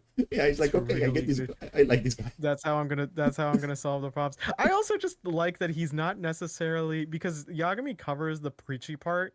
So, but Kaito's very rolls with it. Like as soon as like in the end, where someone asks Yagami this very hard hitting question, is like, "Are you going to go back to law?" And then Kaito's like, "There's a lost cat." It's like, "We're on it, bro." You two just run off into the distance to find a lost cat. It's like, all right, yeah. I spent way too much time that I am willing to admit finding the cuts on that game. Like I usually don't like cover 100% in games, but like I felt like Was it for I the needed cat to find the cafe? cuts. Was it for the cat cafe? I just wanted the cuts. Well, no, because like if you find the cats in Judgment, I think you bring them to the cat cafe, and then you can just go visit them and pet them, and play with them. You know, man, the only thing I like more than Pussy is Pussy. I wanted the cats. Yeah, in Lost Judgment, you can go to a group of cats, like 4 different groups of cats, and just feed them and pet them, and then they'll just give you gifts. I was like, oh, you can... I like cats how are like friends. I like how I think in there's Lost also one Judgment heat move. I like how in Lost Yeah? Judgment the title screen is just like a cat. What? Like the title screen on Lost Judgment, it's just like Yagami and a cat. Oh, you mean Yagami and the cat in the rain, and like in the rain, like in the alley? Yeah. It's just staring at him. Yeah. And when you go to the options, the camera zooms into the cat. Oh, another thing for my week. I caved on a sale. I got yeah, Hawaii Pirates Yakuza. I hate that name, Yeah. but I got it. That is a game that could have benefited from the light novel treatment. I think it's too much like the light novel treatment. I think it's not enough. I think it's like this like bad half point that you have gone like the whole way. Yeah, there's just too many things because it's like Yakuza Pirates in Hawaii, but it's like a That dragon. that, that time I got on Pirates. Majima got stranded in Hawaii as a pirate.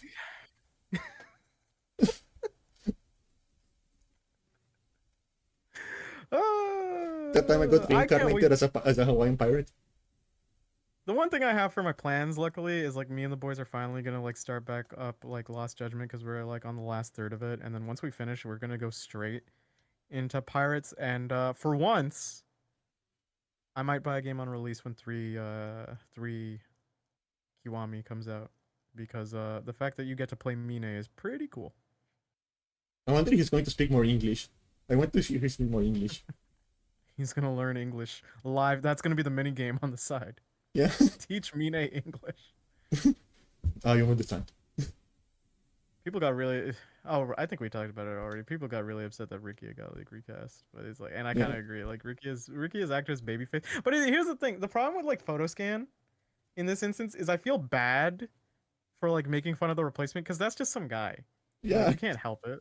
Like he probably auditioned, he probably put his heart into it, and they were really impressed. And I know some people are like, it's probably still in like the footage here, but it's like, you know, try their best. But it's like people just looking, is like, why has he got a pouty baby face? Ugh.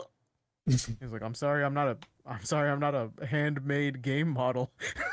like, I don't know. But I think the problem is living that it with my face. I think the reason I'm okay making fun of him is because I think the problem is that he looks too much like a normal person. I think Like he's too normal. I think Ricky should look like a country bumpkin, like a potato with legs. My main problem is he's too baby faced. He looks too young. He's baby. Like he does. Yeah, because Rikia, I think Rikia is like he's probably around that same age. He's probably mid-20s to late 20s, but he still kind of has that Yakuza gruff to him or delinquent gruff to him, mostly because of the punch perm, right? But Yeah. like, and his face kind of matching it. But like this guy, he's just like, again, baby face. He seems polite. He seems no nonsense, but he seems more like someone I would see in like Yakuza 4 or 6, and just like him kind of looking up and hyping me up in a different way than Rikia. But it's just like no. And the reason why they couldn't get the same actor is because he's Yuta in 6 now. So yeah, okay. But I mean, they could have kept the old face. They didn't need to like scan him. Yeah, they could have just like changed. Oh, I can't. You know what? I think the problem would be like you'd have the same like character with a different voice, and I've heard that guy's voice, and it's like it's fine. It would not match that model. Do you think So that? Do it's you tough. think they're going to like rewrite the scene where they pretend that like a gay couple in a love hotel? I don't think that actor can pull it off. That I whole really sequence don't is think so real. it's so funny because like Rikia like flies on it fast, and Kiryu is just not about it. He's like, I would rather we get caught.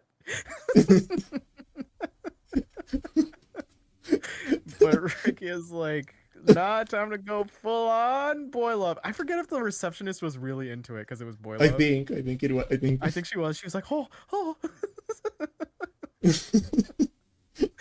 I don't know. I think you know what would have been funnier What? if at the end, if after the if at the end, like Rikia is like, why didn't why were you like so apprehensive about that? Huh? Are you homophobic or something? And Kiryu is like, no, dude, you're not my type. You just not my type. That'd be pretty funny. You're not my No, type. no. Kiryu just goes like, my heart belongs to another. And then Rikia remembers a story about Yumi or something, but then Kiryu looks onto the sky and you see a 0 to 50% opacity Majima in the sky. Like the Lion King, like the fucking Lion King, like Majima in the moon, and you hear like a distant, Kiryu-chan. like with an echo. Dame da ne. Oh, I love Yakuza. It's probably one of, if not my favorite IP of all time. Yeah. I still need to I will finish say, Zero again.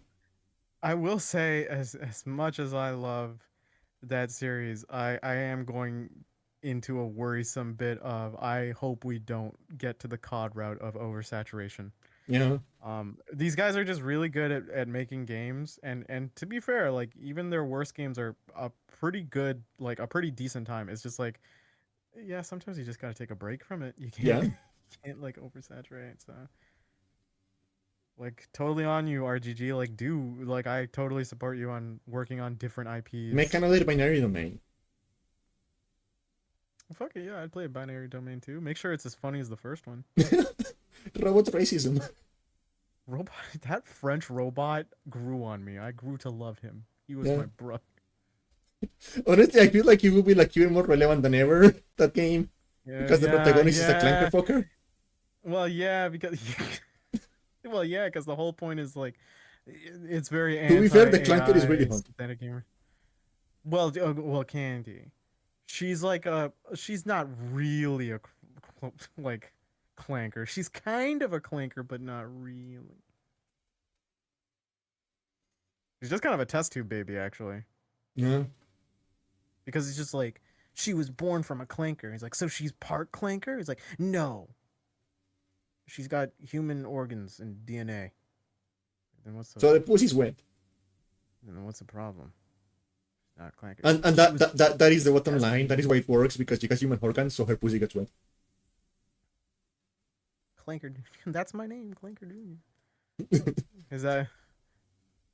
I mean, I think like I forget if, because the weird thing about binary domain is a lot of them are like, there are a lot of like robots or synthetic humans actually, and they've been established for so long that some person could just end up marrying them Yeah. and just be spending years of their life and like they found out they're an evil Reploid, and it's like, okay, time to shoot and kill him. It's like they didn't do anything. Wouldn't you like? I don't know. Wouldn't you like it really raises some questions like why are they what and why are they modeling it if you don't realize the moment you try to have sex?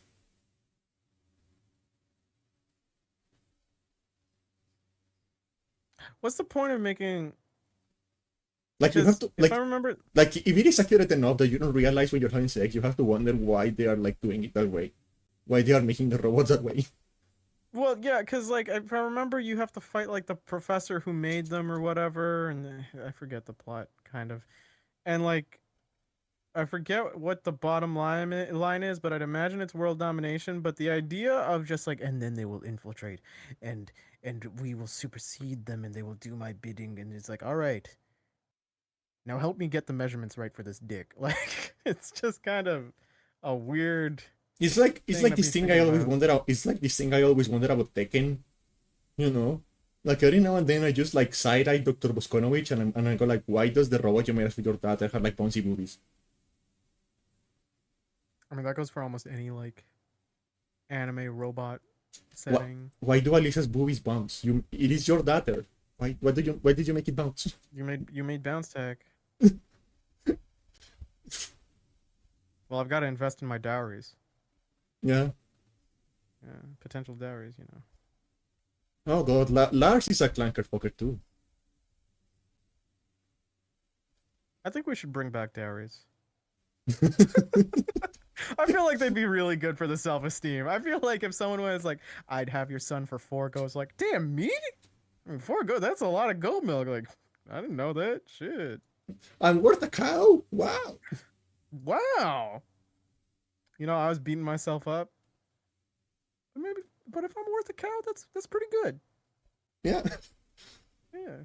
There's a lot of meat. They can make like milk. Milk makes cheese. They're good for And the like environment. and like again, if Lars is able to have sex with Alisa, I have to wonder what Dr. Boskonovich was doing. Oh, man, that'd be kinky and dark and sad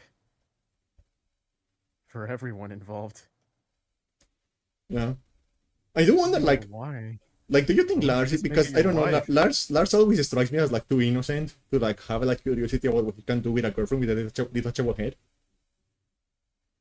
Yeah, I feel like most humans would be. Not all of us are looking at Dullahans the way you are, Candy.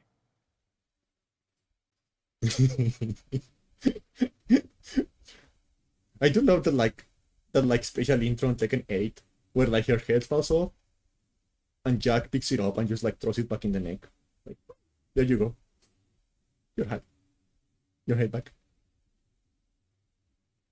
Why don't some Dullahans just put their head back on their neck? Is it just impossible?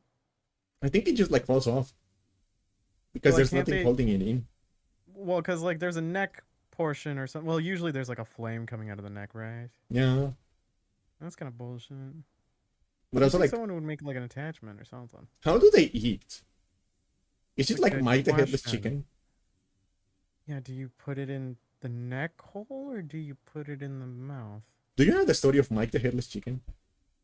Yeah, the one that was like the guy cut it off in such a wrong way, but like its brain stem was weirdly connected or whatever, enough for it to walk. And I think it was like it lived for a long time, and he made it like a circus-like attraction or whatever. Yeah. So it's like do Mm. Doolahans like feed like chickens? Like Mike the Headless Chicken just like putting like little pieces of corn into the hole in the neck. Yeah, that's terrifying. I hate that. I hate everything just about like that. just like depositing a whole hot dog in there, like No,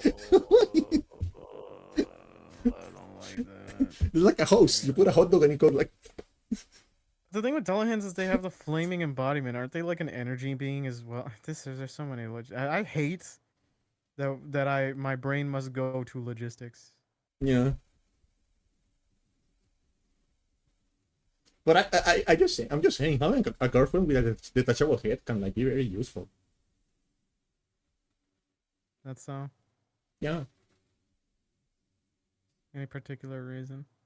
Like you can like, experimenting, do stuff that you normally couldn't Like, do because yeah, because yeah. because nobody's flexible enough, maybe. Mm, You know. My brain is desperately trying to find any other alternate titles of conversation. It is rolodexing at an alarming rate. Like literally any other topic. Any other topic, like the inner librarian of my mind is like, what's relevant? What can we switch to right now? Yeah.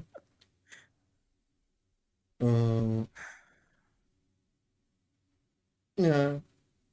I don't know. Alisa is pretty cute, to be fair. Hmm. She's pretty cute. I'm not too big. I don't catch up with Tekken too much because I'm not as big on it as like 2D Yeah. fighters and stuff. Yeah, like I that, know so you don't like the sidesteppers. I don't like the sidesteppers. I'm like, come at me in a linear fashion, you coward! How dare you? It's my. How favorite. dare It's you one use of the third dimension? You know, it's one of my favorites. It's one of my favorites from RCD World, where like they have like Ry- uh Ryu just like fighting what was it, Sub-Zero, and he beats the fuck out of Sub-Zero, and then Ryu's talking smack to who is it? It's not Heihachi, it's his son, Kazuya. And then Kazuya just like sidesteps, but Ryu is trapped in the 2 dimensions. And then Kazuya just comes in and beats the hell out of Ryu. And then he comes up, and then Barlock's like, "Nah, that was cheating, bro." He's like, "What? You used the Z-axis? That's some bullshit." You gotta do it like Terry. Terry has like a limited Z-axis. You can only like do it like Yeah, he can only do lanes. He can only do lanes. Lanes is fair. yeah. You either run parallel or right at me. You can't be doing all these different angles. Yeah. Oh my god. I don't like sidesteppers, but I do like 3D arena fighters. So it's a peculiar thing. I don't know why I'm like that, but I mean, but like yeah, she's cute and she has like chainsaws in her arms. Chainsaw Man, but Chainsaw Woman. Robo Chainsaw Woman. And she has like a jetpack, like pre-integrated. And her head can explode. She can grow another one. You know, like who was it in Guilty Gear that was the pretty girl in the mecha that looks like an old man? Oh, I remember her. I don't remember her name, but like I remember her. She never made a return. Well, I mean, she was only one game ago, but like, yeah, I mean, she was a kind of a fun idea. Yeah, like let me see if I can like remember. It's all good. Words are hard.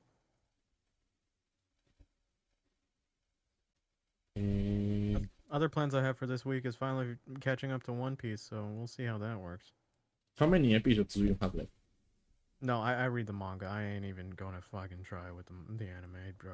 I'm like on chapter 800 out of like I think 1200 of the manga. Yeah, that's entirely too much. I'm never going to read One Piece. Yeah, no, that's listen. I'm not even mad. I'm like, yeah, you bet. Anytime someone goes like, but it's worth it though. As someone who's read about 2/3 of it, I go like, like I like it. I definitely like it. I think it's one of the best series I've read of all time. But it's just like I'm not gonna be going around and pushing it like it's easy to catch up on. Like this is ridiculous.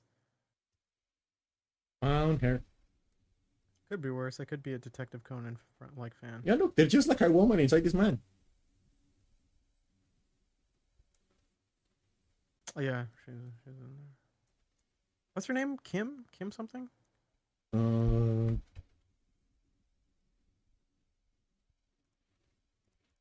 Her name is. Wait, what? Okay. My browser closed. Give me a moment. Kim Hae-yoon. Yeah. Yeah, it's Kim Hae-yoon. There's a Doesn't woman help that inside there's this man. another fighting game. Doesn't help that there's another fighting game character called Kim Kapuan. And I was like, my brain was just like, oh god, which one is it? She's kind of cute. She is cute. I don't think she ever leaves her mech though. So she's like Penny Parker in Rivals. Kinda, yeah. Yeah, she is like Penny Parker in Rebels. She's like Which- Diva as well. But like the thing about Diva is that Diva can leave her mech. True. But like, so I don't understand why like there are so many like details on the skins for Penny when she never leaves the fucking robot. It's pretty funny. Like, she literally never leaves the fucking robot. You might as well be playing as Iron Man. In fact, sometimes I like confuse them. Sometimes I'm like, is that Iron Man or is that Penny? I've seen like Penny's mech a couple times, and it does look cool as shit. So, no. Isn't it kind of funny that just like Marvel Rivals is just the hero shooter now? Yeah. And It's, like, it's almost like being able to see your character's ass has like marketing value. yeah, but also just like I don't hear anybody talking about like Overwatch is probably still number 2, but I just don't hear anyone talking about a third place person in the hero shooter market. Like no one. Is Paladin still around? Who? What? Paladins? Yeah, Paladins exist. Wasn't there a thing also made by the Steam devs? Deadlock? Unlock? Yeah, whatever happened to that? That he's still on closed beta. He's still like invite only for now. Because I remember people were hyped up about it for a specific reason. I can't remember for the life of me why. Yeah, Not like I heard as it's an pretty insult, I good, but just like can't but like remember. you know the thing about but like they do Valve does this is like they spend like 3 years just like playtesting a game. Mm. So that's what they're doing right now. They're just kind of playtesting it with like an invite only system. It's probably going to come out in like 2 years. What genre was it anyway? It's like I know it it's like the thing is like it like controls like a hero shooter. It's like third person with guns, but it's like more like structured like a league kind of game, like a MOBA. Oh, okay. Which is weird because like Dota already exists. Yeah, but I guess it's different enough. Mm-hmm. I think also like there is like an inevitable. I used to think this like you know when you're young and you're playing a fighting game and you just want all the characters in one game. Yeah. And then you saw like Smash do it, and you're like, okay, there's like clone recursion here. But then you kind of start realizing like what that has to mean for like in terms of like quality control. And then you look at like MOBAs, where you kind of get to the cast of, there's too much. Yeah.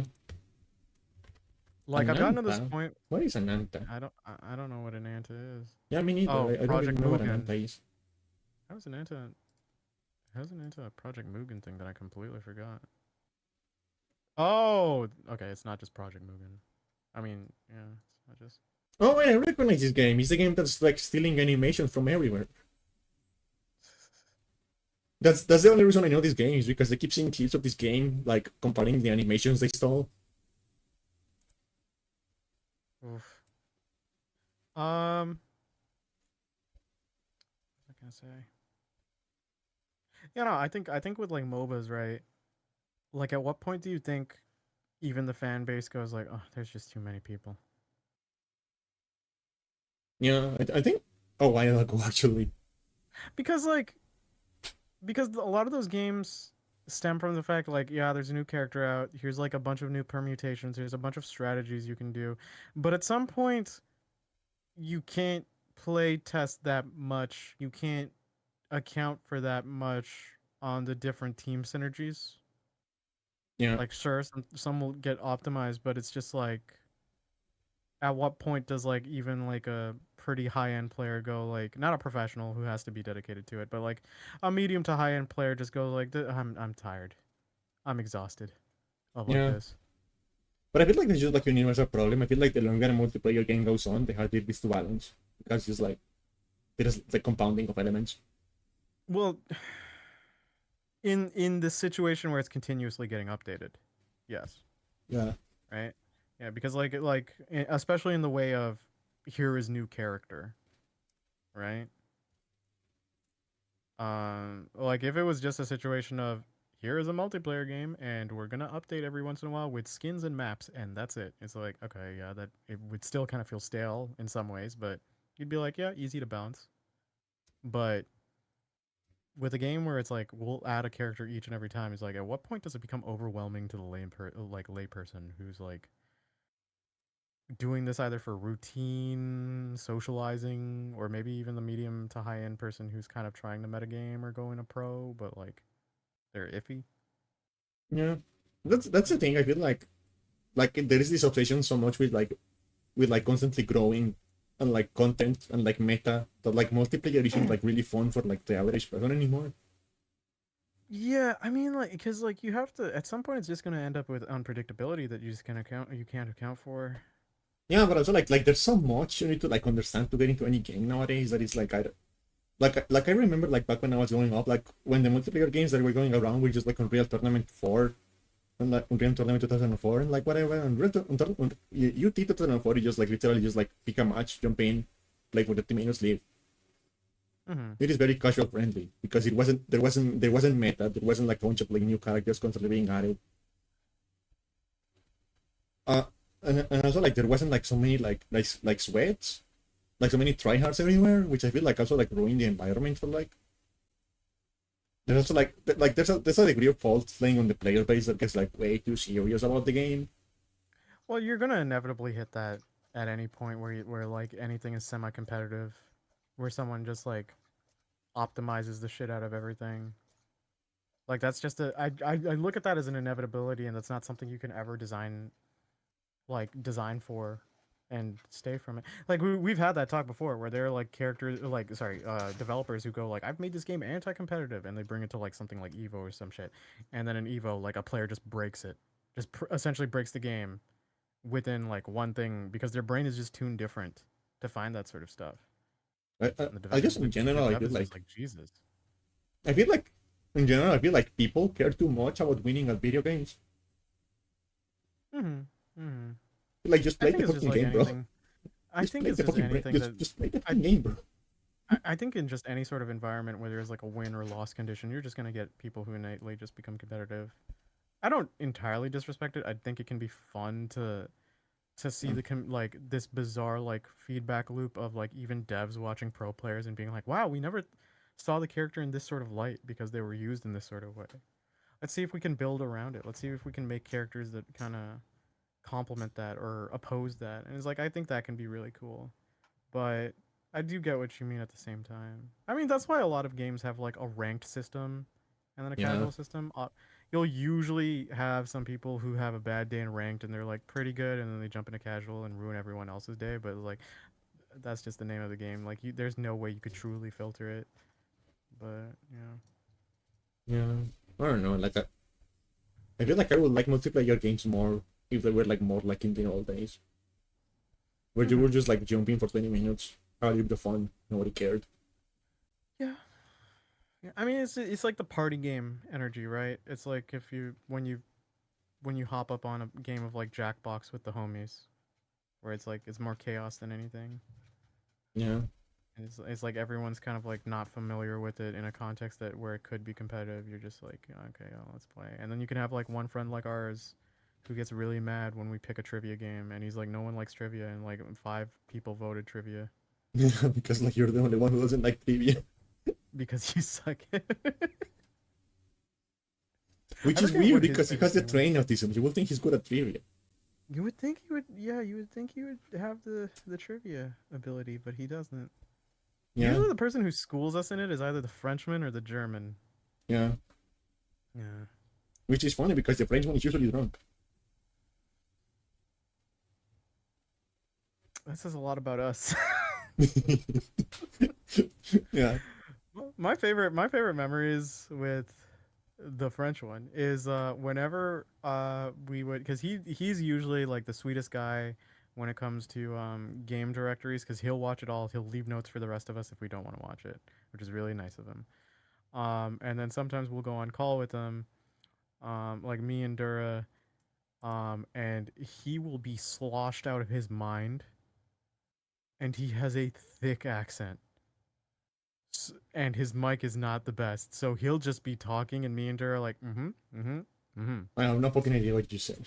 I have no idea what you said. We'll even tell him too, and he's like, aha. And then he'll just keep drinking. Fuck, I love this man.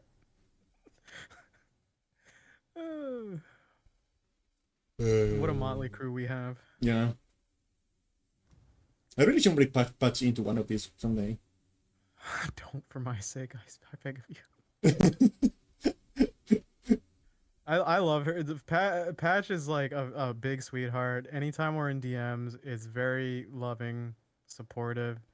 But when she goes into general chat, oh my god, it is gremlin energy all day, every day. Yeah.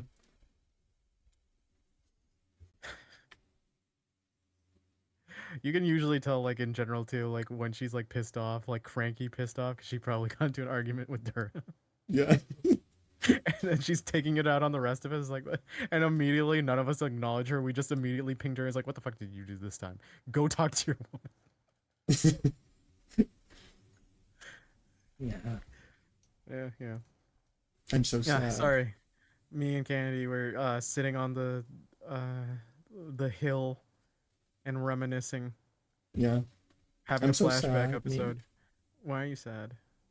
because of the company that owns Hi-Fi Rush. Yeah. I mean, we've mentioned it before, but it's really funny. Is hey, here's a game that on all fronts is very representative on established bureaucracy and anti-corpo, right? Yeah. Hell, the game like this game Sleeper released, Yeah. beloved, directed, really like with our like a bunch of like music in mind and all this choreography, and really you could tell a lot of love was in this, and given to people who do AI slop. Yeah. I wonder if, Very like, much. Yeah. I don't know, like, when was the last time anyone heard anything about, like, PUBG? Because it's the same company that owns PUBG. Oh no. Well, the last thing I heard from PUBG is when Callisto Protocol came out. Oh Because yeah, I like remember Callisto they Protocol was like erased. supposed to, Yeah, it was supposed to connect to PUBG. like how? Like what lore is there even like You PUBG? can't have like a realistic low stakes battle royale and then on a different planet if space horror is going on. It feels like weird. Yeah. Not that you think it's going to happen to that franchise. Do you think it's going to be like Callisto Protocol 2 at some point? I think it failed. Callisto Protocol might be one of the most jarring instances of the original dude had no idea what made the game good. Yeah. Cause usually when you get the different company that splinters off from the original company and it's the OG guy at the head, you're like, he knows what he's doing.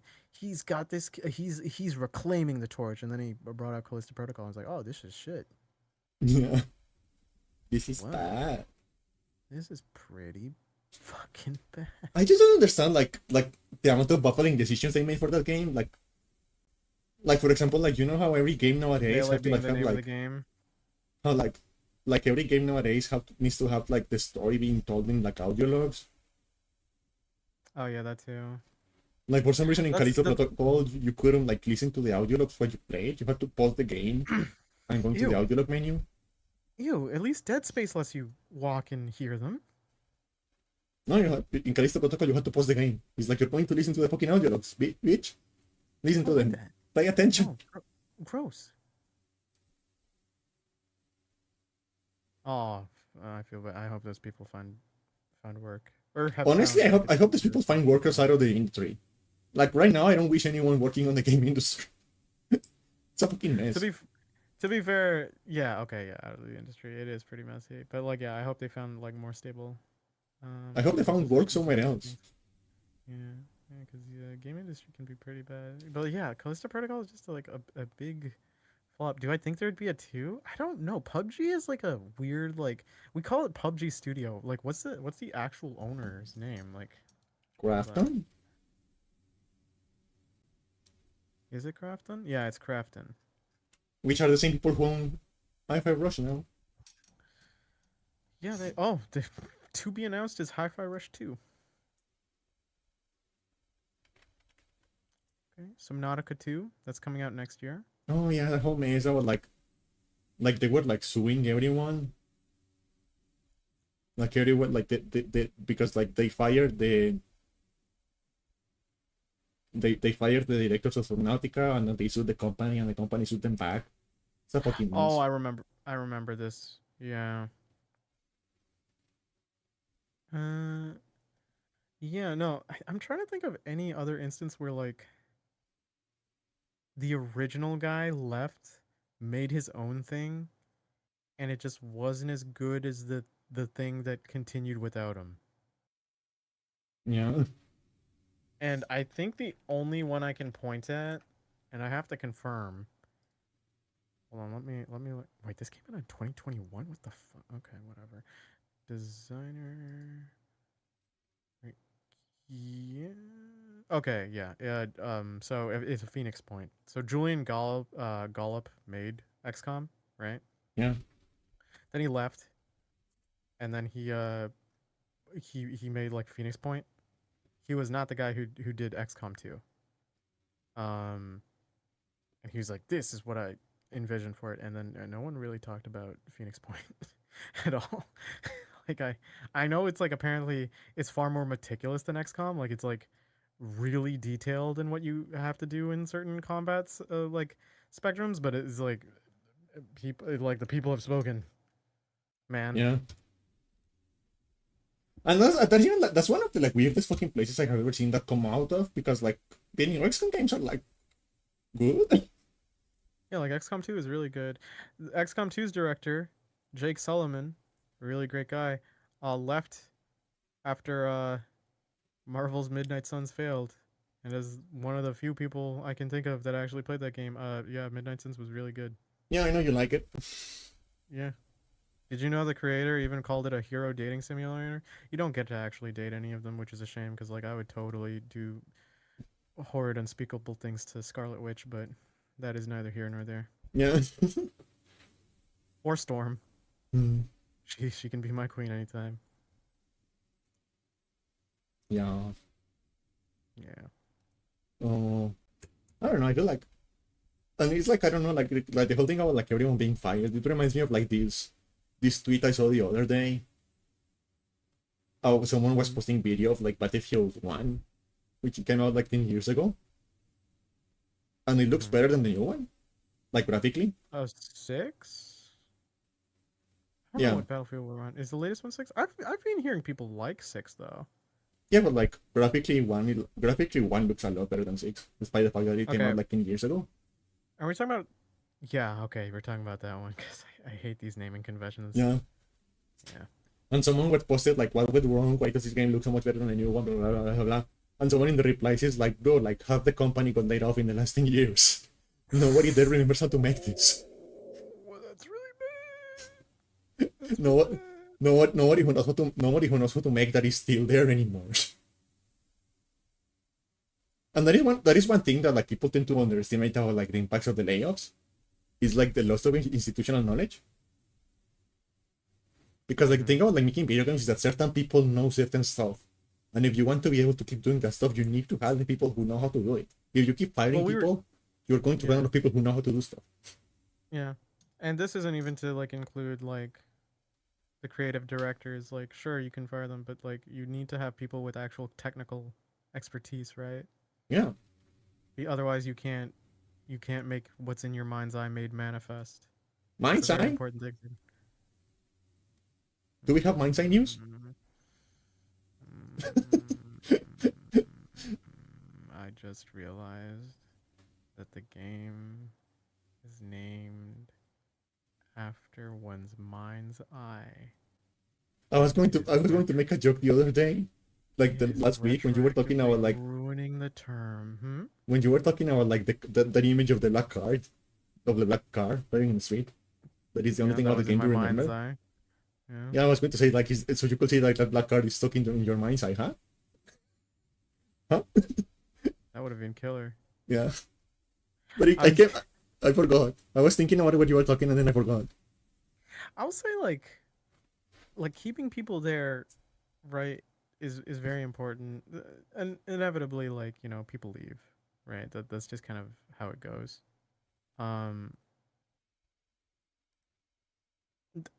Like there are definitely people who I think like struggle to continue a game. Sometimes like, right? Because like I think about it and it's like the first thing that comes to mind is maybe like Civilization, Yeah.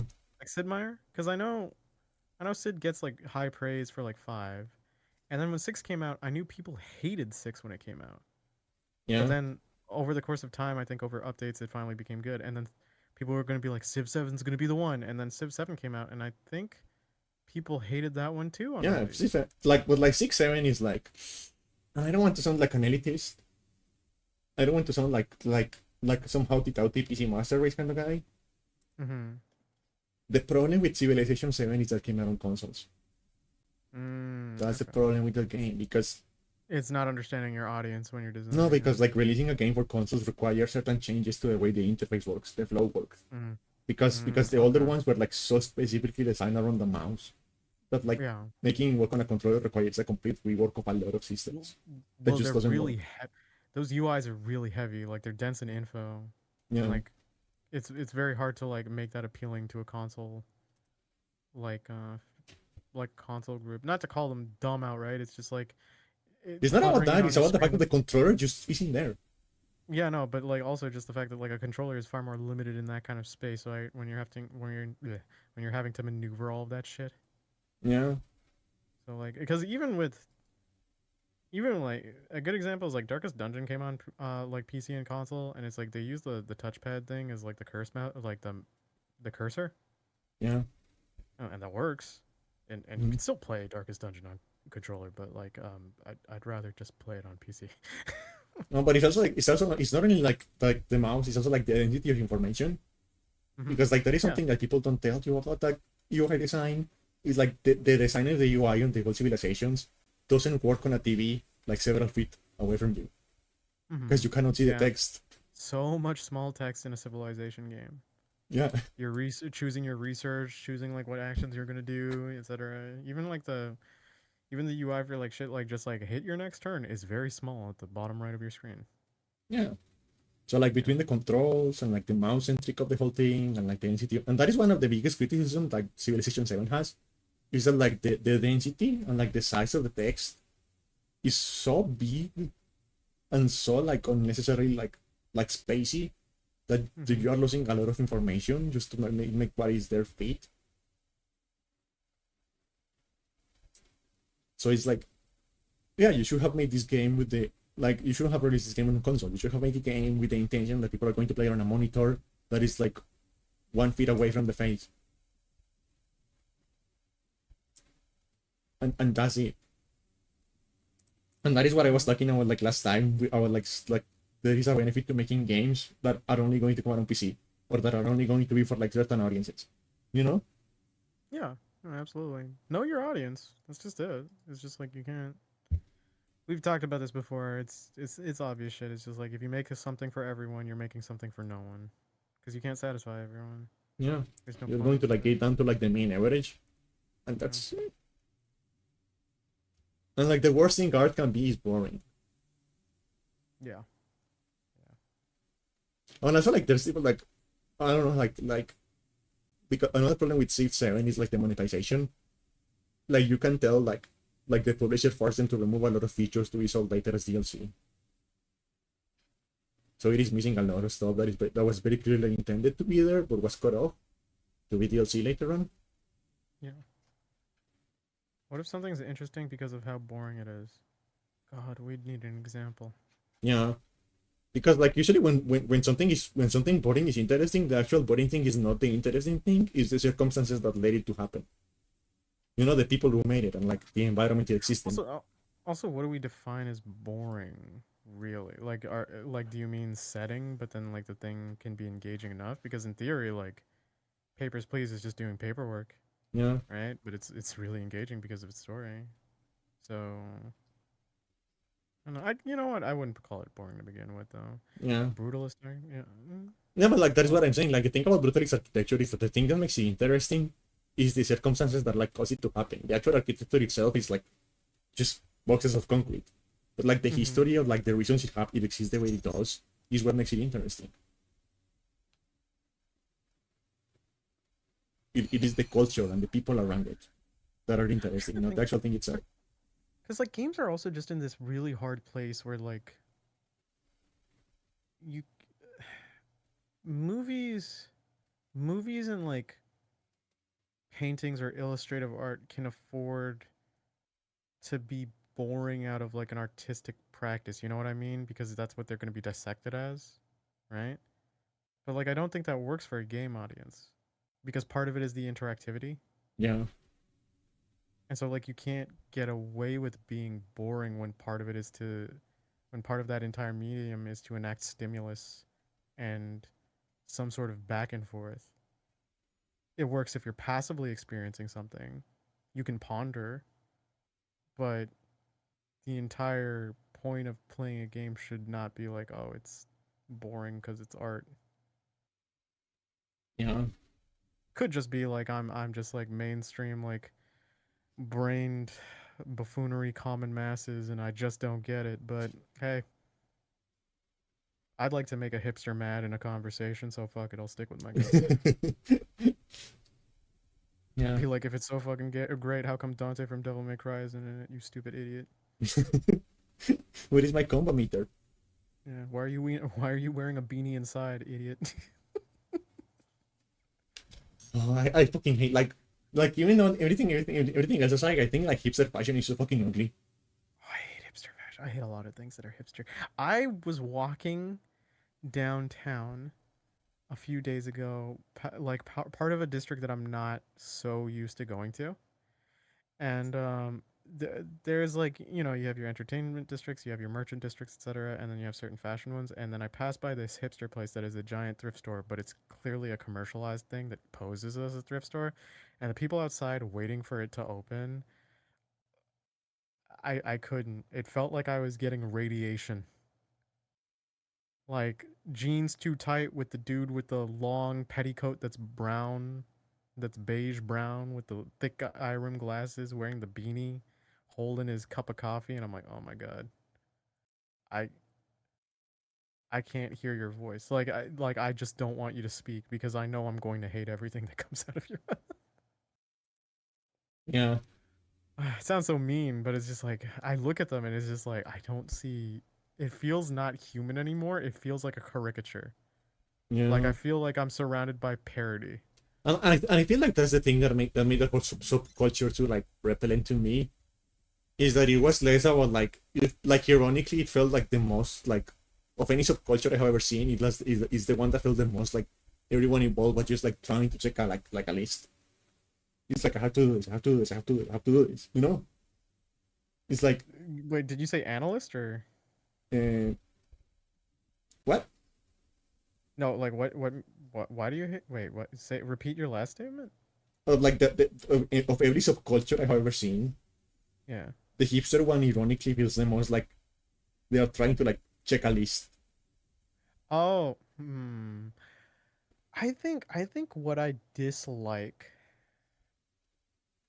about it is that I feel like there is too much of a need to aggrandize um certain things and to make them they tried too hard to analyze things to like a degree where it's like but it's really like cool and artistic when you think about it and it's really like low key but I want you to notice in this paradoxical way that's Yeah, infuriating to me or just like also and I talk about this as a person who likes video games and like I dislike being the guy who's like you joined in games later so your information's not valid. It's like no, new perspectives are always good.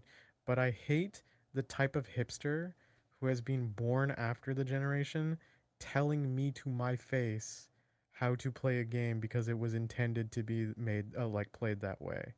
yeah, And I look at them and I'm like shut up. Like there are times where and this isn't against Candy. This is a different thing for Candy. Candy loves CRTs. I also can enjoy CRTs with scan lines and stuff. I think that's a retroactive, nostalgic feeling. That's the admittance of it, right?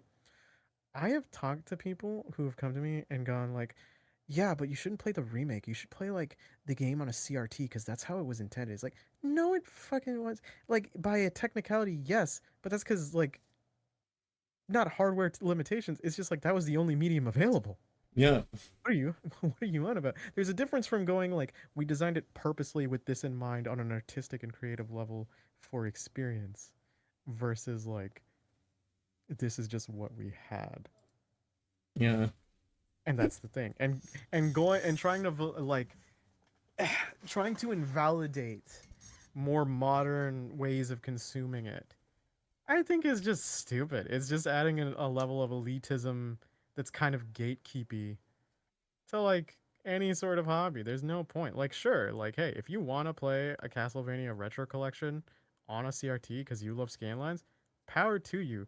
Don't be going up to other people going like, but this is the real way to play it. Shut the fuck up.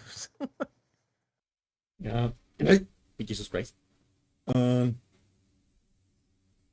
and that's like the reason I like as hostile as I am for like remakes and remasters. I think like regular re-releases are actually like a good thing. I think they're just good. I think the whole point of just like being able to make everything accessible to everyone is just good. Yeah, you're It's having just like good. everything on Steam or everything on GOG or whatever it is like. It's like useful. It's Yeah. like Yeah. it's good. It's good Yeah. that the old Resident Evil are on GOG now. Like they're good. Yeah, I will say like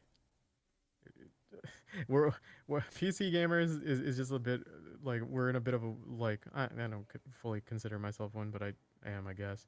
Is like the paradoxical situation of okay, you want it all on one platform, but it's like also be careful about monopoly. But at the same time, I don't want to be downloading other clients. Like I'm in my own self-made hell. Yeah. I'm But just the like sitting problem there is like that nobody's making anything better. yeah, I'm just like monopolies are bad, and we should have competition in the market. It's like, cool, you're gonna download Epic, you play, and I'm like, no, Well, I'll the just thing see is what like, it's but the thing is like, I buy games on GOG sometimes. It's like, yeah, no, GOG's good. It's just like and that's the you're problem with absolutely like, right. There's just not good enough competition. yeah, that's the problem with like Epic and like Uplay and like the EA app Epic or sucks. whatever is that they fucking suck. It really sucks. You play really sucks. The EA store really sucks. You know what my favorite experience with the 2K launcher is, Candy?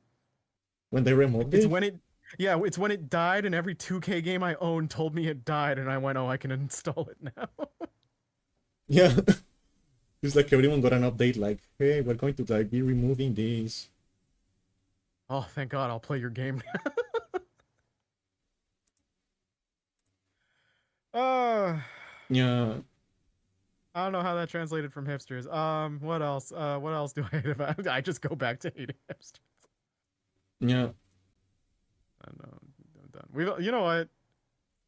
As easy as a dig as it is, it's just being pretentious. I just dislike it. I just dislike that whole aggrandizing that I mentioned before and overly analyzing shit that you're doing. Like it's cool, bro. It's like I've known people who are just like, yeah, I think I'm getting into like arts and crafts, and I'm like just like really like doing brushstrokes on my pen, and just like, bitch, just say you're doing calligraphy. You don't need to make an art form of it. yeah, Just be like it's neat. That's all. yeah. It's neat.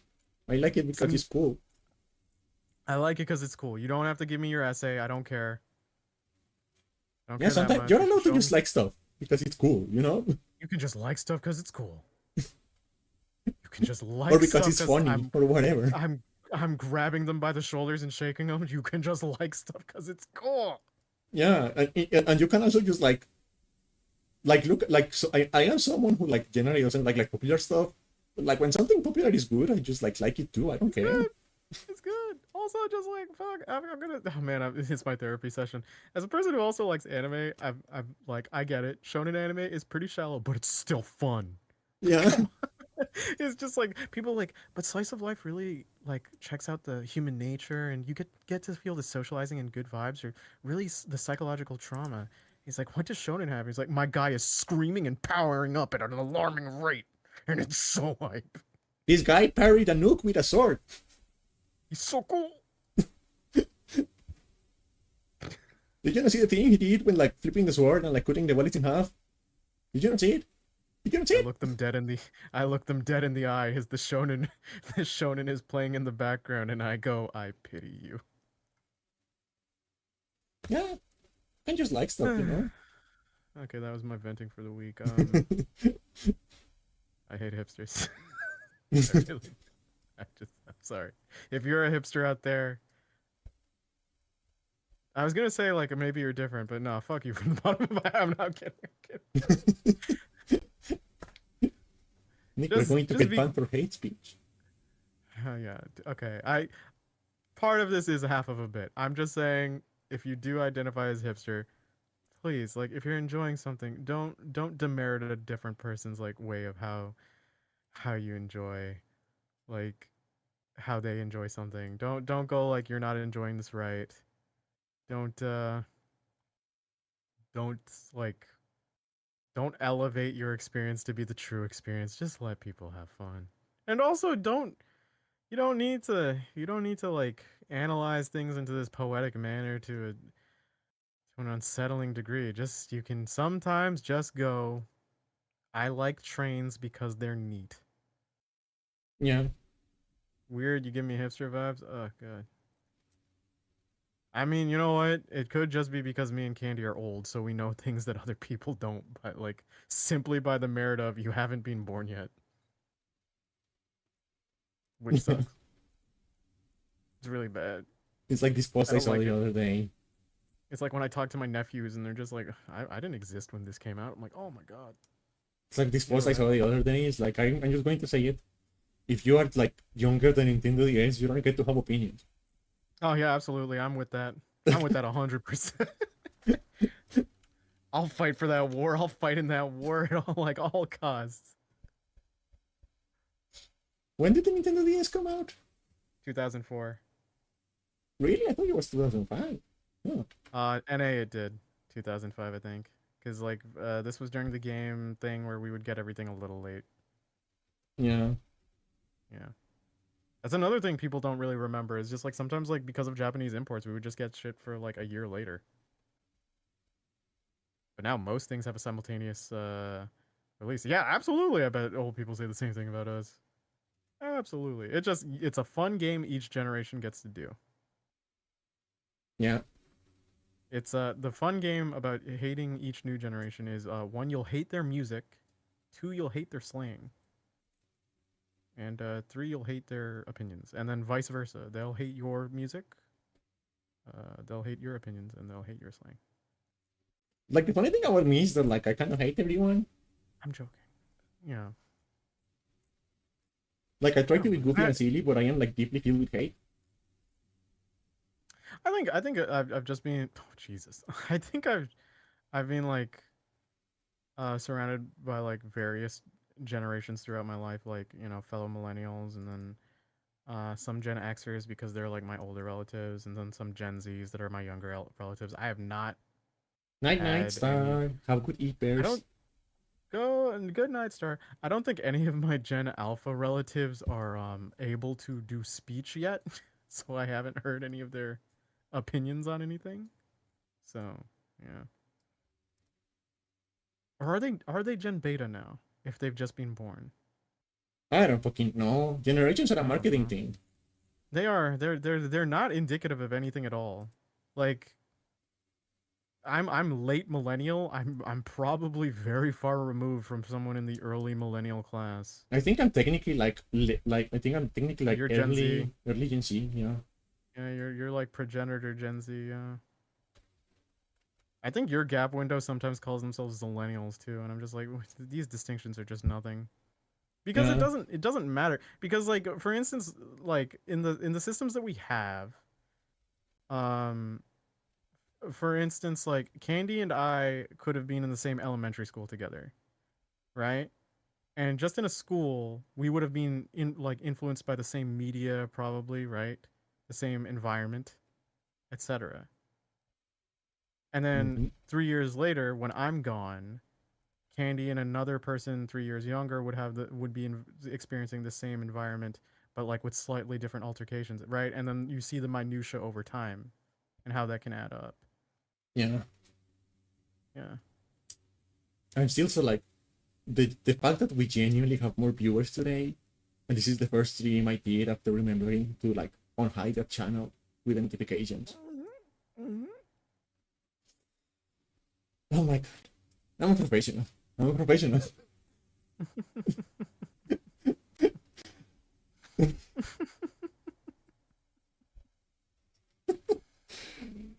my god. Better late than never, babe.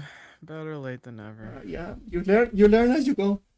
You learn as you go. Learn as you go. Yeah, yeah, fair enough. Professional streamer right away. You know, at this point, Candy, it has to be a dunce cap. Actually, let me see if I can find one. I probably can find one. How do you type that? DUNCE and then cap. Was that a real thing? Yeah. Really? When? Time to Wikipedia it. Yeah, no, they were doing it in the 1900s. Like the early 1900s. Oh, even in the 1820s? Jesus.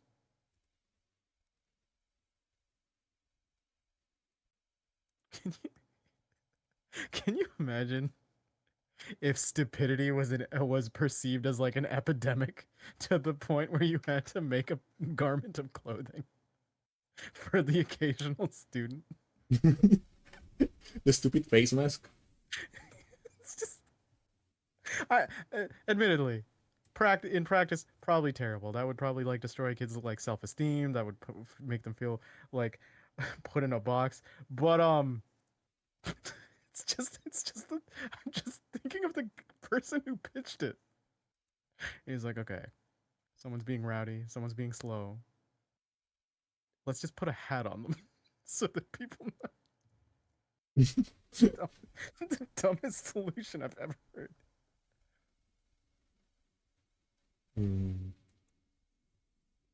Trying to find the PNG of Adon's hat.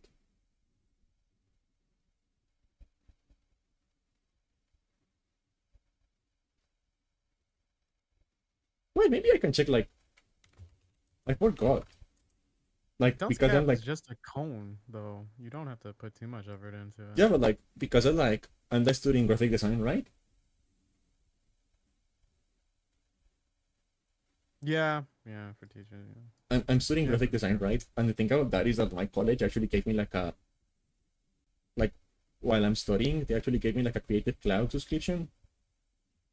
Oh, good. So maybe I can find Adon's cap on like Adobe stock. I will say, like, when I was tutoring, I was hearing like more generations, like the teachers do have like more, can't just outright punish like they used to, but it does there are plenty of stories where you go like, why are you teaching if you have this much of a short fuse? Yeah, that's the reason I don't use my fucking teaching degree. Yeah, That's the reason I don't use my fucking teaching degrees because some people if are your not going to be patience is- teachers, and you have to be realistic Yeah. about that. if your patience is just that low, especially with like younger people in their formative years, like if your patience is just that low, it's like you should not be teaching. I get it for job security, but it's like you're influencing other people. Like, don't bring your shit into it. Yeah, Like I genuinely enjoyed my time tutoring in a cram school, right? But it's like I've been like, as soon as I had family goes like, you should be a teacher, I immediately went no. Because just like the idea of having to do that every singular day for me, it's just like that's a very big toll. It's like, not to underestimate it on the teachers' parts too, right? But like, yeah, you should just like be patient. You should understand that they're kids. yeah. And also, you shouldn't just like guilt people for being like slow to learn. Like, come on, there's a story there. You should try helping. Yeah, but also some kids deserve to like get hit in the head sometimes.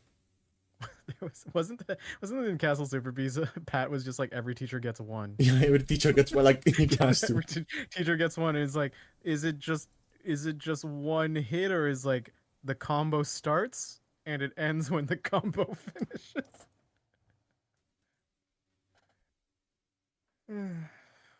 Weren't I what? I forget. Probably asking me if I got hit in the head. I did a lot, but not by teachers. Oh, if you were hit in the head by a teacher. I got concussed by a basketball pole when I was young, but I've never been hit by a teacher. We did have one teacher snap in gym, and they threw a chair in our direction. Did it hit anyone? No, it just flew over. To the point where we were all like, yeah, this dude's unstable. I did throw a chair at someone once. because I had like untreated anger issues back then. Yeah, you've told me. So like I did like You told me, and I was slightly aware of them when we first were aware of each other. How did I get hit by a basketball pole? No, I said I got concussed by one. Yeah, I was just a kid. I had bad spatial awareness, and and like I literally was running away from someone who would used to bully me. Not like too bad. It's just like annoying kind. And they tapped me, and I'm like, oh god, I have to get away from this person. And I turned around and I ran face first into a basketball pole, and I clearly concussed myself. I was like, ugh, full force. My head fucking hurt that day. It was pretty bad. Every did once like in a while, I do think about it. I do think it's like, oh, I wonder if that changed brain chemistry. Like, I do wonder, but like, yeah. yeah. I don't remember like when I was like younger. Uh, when I was like on school, I got hit by like a fucking like a football goal. Mm-hmm. It fell on me.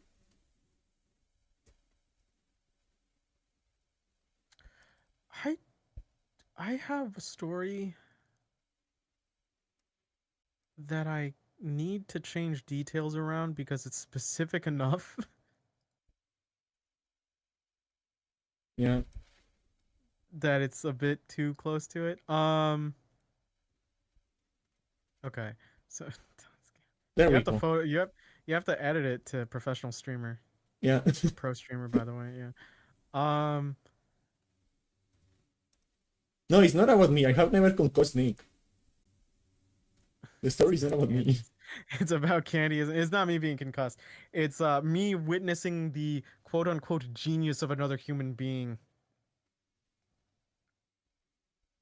Okay. I'll tell the story. I'm gonna I need to am take a gonna screen. change I'm gonna change some details around. So there's like at least some degrees of separation for the person who this emulates. Um so I was in high school, right? Yeah. And you know, in the high school that I was, it wasn't completely trashy, but it was a little trashy enough where you would get people who were trying to act thug or street, right? And you know, a lot of it was like saving face or going like, if people disrespect me, I'll fuck them up. And we knew one guy. I was luckily like the kind of wallflower dude that people didn't really have beef with. At most, I would be like picked on a lot, but like most often than not, I would just converse with people. At least in my first 2 years. I think in the last 2 years, it was far better. Like people were far more chill.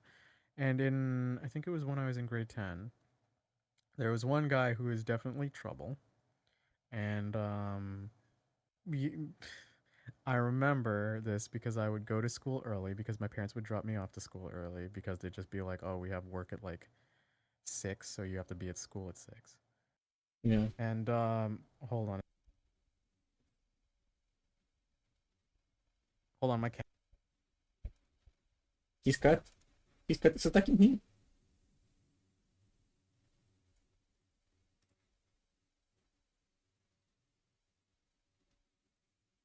My cat was outside my door and she was laying down. He's like, "They're having fun in there without me," because my two dogs were in there with me. Yeah. She's like, "I get it. It's boys' club." I was like, I brought her inside. Um, So yeah, this is one of those times where because okay, I would always be at school early because my parents had to go to work early. So that means I would be in the building and then, you know, it was kind of fun having to hang out with your friends before it all starts. There's something nice to it, right? Mm-hmm. But sometimes your friends would come later, and then sometimes you'd have like a revolving door of people who would come in early. And I remember the dude who was quote unquote trouble, and he was just like someone you clearly couldn't like reason with. He was very anger oriented, right? And if he felt like he was slighted, he would just focus on it. And I remember he brought a knife to school because this senior that he picked a fight with beat the shit out of him. And he was just so his brain was like, I'm gonna show him what's up. When I pull this out, he's gonna fear for his fucking life. So he showed me that, and like me being like the kid who was like scared of being reprimanded and stuff, it's like, bro, you can't be doing that. That's like really irresponsible. Just like, I don't know, go home and put that thing away. Like, no one has to get hurt. I was giving him far more credit than I should have, because, and again, he didn't listen to me. He's like, nah, man, when you fuck with me, you get messed up. Later in the day, after I came back from lunch, because we could leave campus for lunch because there were stores nearby, and lunch is 45 minutes. When I am coming back into the building, an ambulance is outside. And my chest, like my heartbeat slows down. I'm like, "Oh my god, did he hurt that senior?" No, because when he showed me the knife, he had taped it to his waist. And he sat improperly and stabbed himself with his own knife.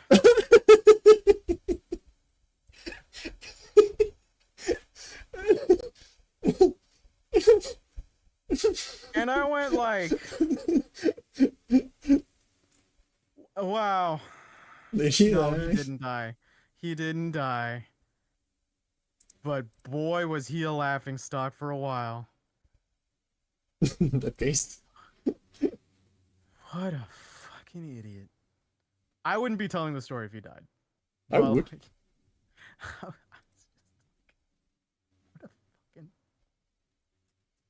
I'd say he became more chill after that, but not really. Like, he was still like prone to temper, but I think he mellowed out finally by like grade 12. I think he dropped high school and he did trades, which is like good for him, but he clearly I don't what a fucking stupid. Think with your brain, bro. Why didn't you just put it in your locker? Also, like, constantly, I feel like I should have told that at the beginning of the story. The way he showed me, he's just like he pulled up his like hoodie to show that it was taped to his waist, and it didn't even occur to me fully that he would have stabbed himself. But nope, the idiot like sat down and just fucking did it. So Honestly, I'm surprised it took that long. well, lunch was not third period. Lunch was after second period. So, I'm surprised. That would have been even more funny if it like him immediate like it happened in the first class immediately after I talked to him. I'm like, man, he doesn't waste any time. Oh, he stabbed himself. Well, Well, I did gotta be some kind of stupid- used to like help my classmates hide their weapons sometimes. I don't want to be an accomplice for that. Mostly because we also had security cameras in the Oh, we did too. building. But that's the so, thing. like, I was like, I had an in don't wanna with the principal, but nobody cared. I just don't want to be part of any of that. And like yeah. You know, Are there more stories? it's really a shame I grew a moral compass when I was like 19. I will be richer otherwise. There was the other time where I think like with high school, everyone's like hormonal and angry, especially in the first 2 years, right? Yeah. I remember specifically looking outside of one of my math classes as like my juniors. I didn't know them, but like I was in grade 12 at the time, so I assumed they were my juniors because I never saw them before. We're getting ready to fight in the parking lot, and they did the usual like high school guy fight thing where they were puffing their chests out, you know, like a penguin, Yeah. right? And my favorite part of the fight was the one guy decided to take his shirt off, but as he did and he put the shirt over his head, the other guy just beat him up. And he fell over the floor and he was like wriggling. And I could only, like, my brain was dubbing it over as he was doing. He's like, "Stop it! Stop!" What a fucking like cartoon school you went to. Yeah. Between There were that, so many other. between that and the guy stabbing himself and the guy who like pulled an entire tapeworm out of his mouth. That wasn't the high school. That was Saturday school at my elementary. And the guy who went insane and threatened to throw like a family education baby out of a roof. That was not my high school. That was a friend's high school. Okay. Yeah. Weird. But yeah, Fucking... the tapeworm thing is pretty. Here's the thing: you just experience people long enough, and you'll get a bunch of stories. Even then, the fight story isn't that cartoonish. It's just like it just happened. You look out and you're like, yeah, all right. You just keep an open eye out. You'll get a lot of stories to tell. Yeah, I don't know. Like in my high school, people were like, they were like sad, stupid. Yeah. Could be because I was in a bigger country too, Yeah. like a bigger city. Yeah. No, in my high school, people were just like sad, stupid. You know, like sometimes when you just get stupid people that is just like they're just like ruining their lives, and it's kind of sad. Yeah. Oh, that's sad. Like I remember there was a kid who was trying to be like all hardcore and shit. So we started like bringing alcohol mixed with fruit punch to school. Except it was like yeah. it was like pharmacy alcohol, so he just kind of went blind, Yeah, cause like and he's still blind as oh far dude, as I know. that's so sad. Yeah, that's what I mean, just like stupid sad. For what, if I recall correctly, like with our school, I think it's like per grade we would have about like more than 700 people. Jesus Christ. Yeah, so that's part of it. That's definitely part of it. You just yeah no like one of my pro tips of just like if you want to be a comedian, just go outside and observe people, just people watch, or just like talk to people. You'll get a hell of a lot out of it. But the outside is stinky, It's true. and the sun wants to kill me personally. Like I know it. I Yeah. know the sun wants to kill me. Like specifically me. Ass. He hates me. Like the sun has a personality and it hates me. It is sentient and it hates me. Well, I mean, if it was so safe, why can't we stare at it? We can stare at the moon. Yeah, because the moon is a homie. The moon loves us. Yeah, they're our guiding beacon. The sun's like, fuck out of here. Don't look at me. I'm going to eat your planet eventually. Fuck off. And you're like, damn, bro, why you gotta be an asshole? And the moon is just kind of leaving us slowly. Yeah, he's like, one day I'm gonna have to leave you, and you're like, no, don't. You're so cool. Don't leave me. Don't leave me, moon. You are usually the lesbian in the mythology. Don't leave me. Oh, you mean Artemis? No, the moon. Yeah, no, because Selene, also too in Greek mythos. But Artemis is also a moon god. I mean, to be fair, Khonshu is a moon god. Thoth is a moon god. Tsukuyomi isn't a lesbian. He's just a divorced man. It's like the opposite. He's a man who ruined his own wedding. And to be fair, you can kind of see where he's coming from. I mean, never underestimate the friendship of a group of lesbians and their divorced friend. Yeah. And because was it Susanoo who killed her or was it Tsukuyomi who killed her? There's like one story where like in Shinto mythos for Amaterasu and Tsukuyomi's wedding, and Amaterasu is the sun god and Tsukuyomi is the moon god. It's either Susanoo or Tsukuyomi. I'm going to say it's Tsukuyomi, but I could be wrong. I have to check.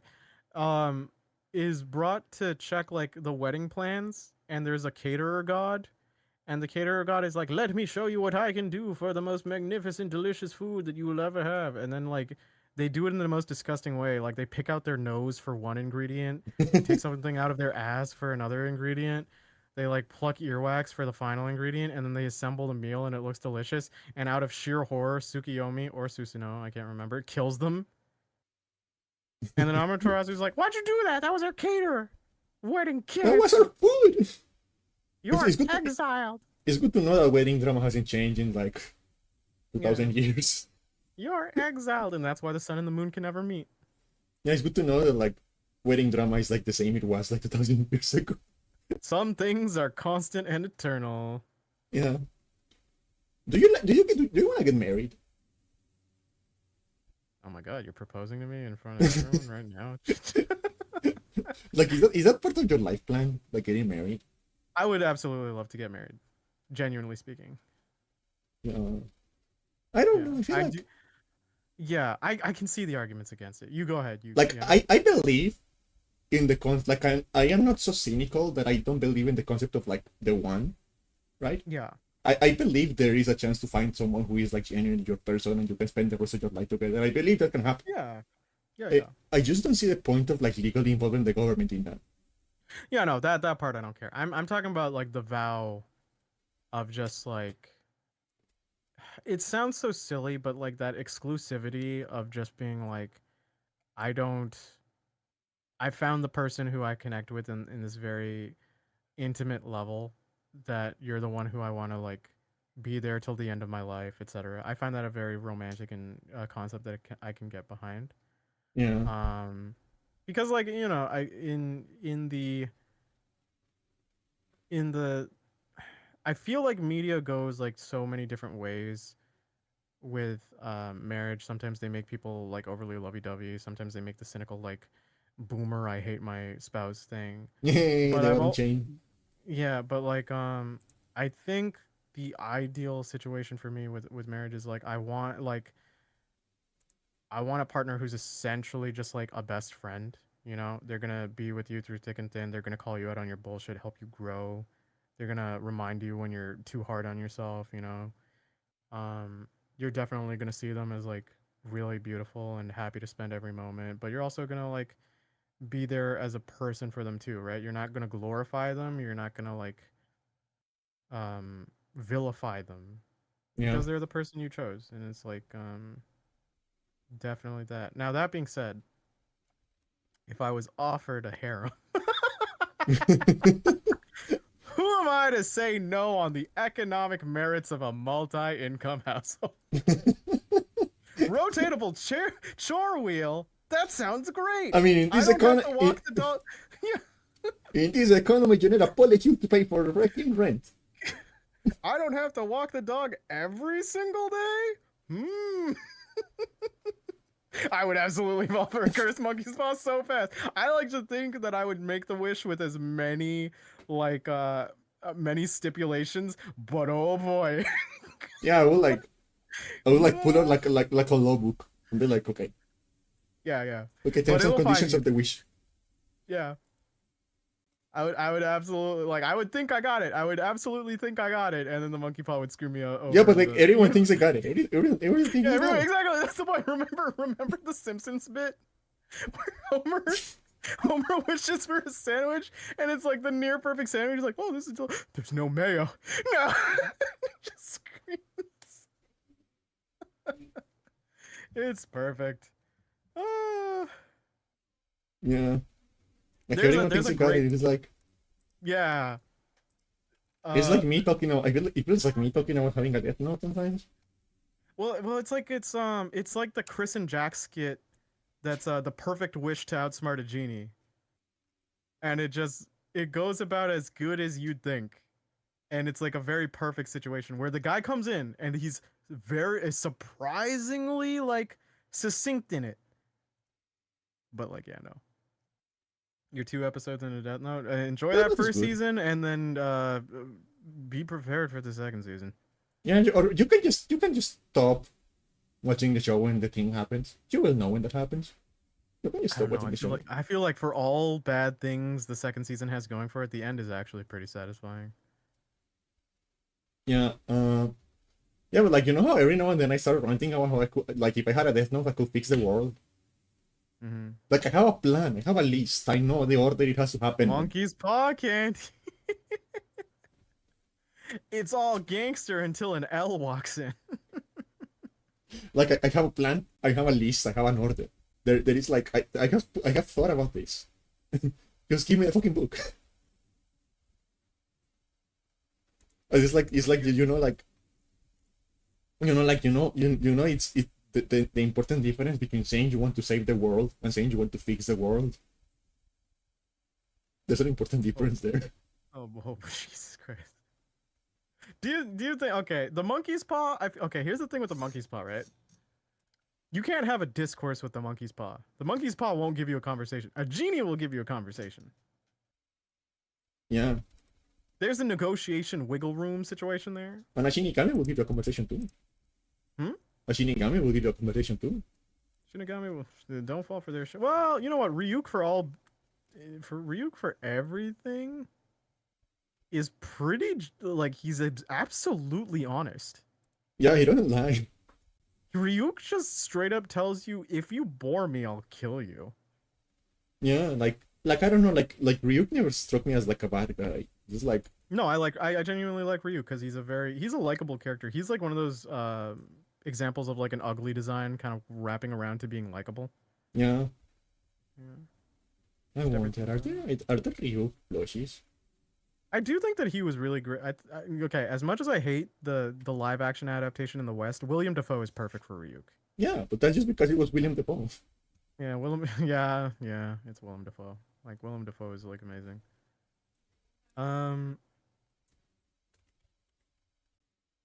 William Dafoe. But in our hearts, he's What- William the Friend. I think the friendliest wish granting thing is just the Dragon Balls, because Shenron's just kind of cool like that. They don't really care too much. They don't monkey paw you. They're like, yeah, I knew what you wanted. Yeah, whatever. Yeah. It's only until it like becomes out of the realm of Shenron's capability and power to do something that Shenron just straight up goes like, I can't do this.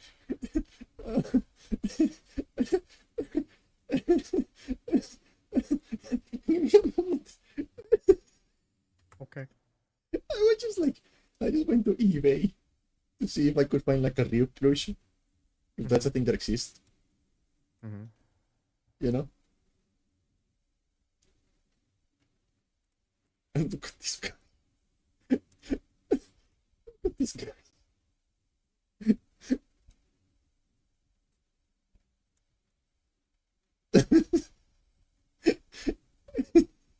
That's a really bad Ryuk plush. It's really funny. That just looks like a drugged out Count Chocula. I love him. I want to make a VTuber model that is just his face. With the eyes going like, ooh. Can I connect to my eyes like that? Oh my god. You gotta buy it. I love it. I have never licked a model, but it looks really interesting. I kind of want to learn to do it. To make myself a model that looks like a hamburger.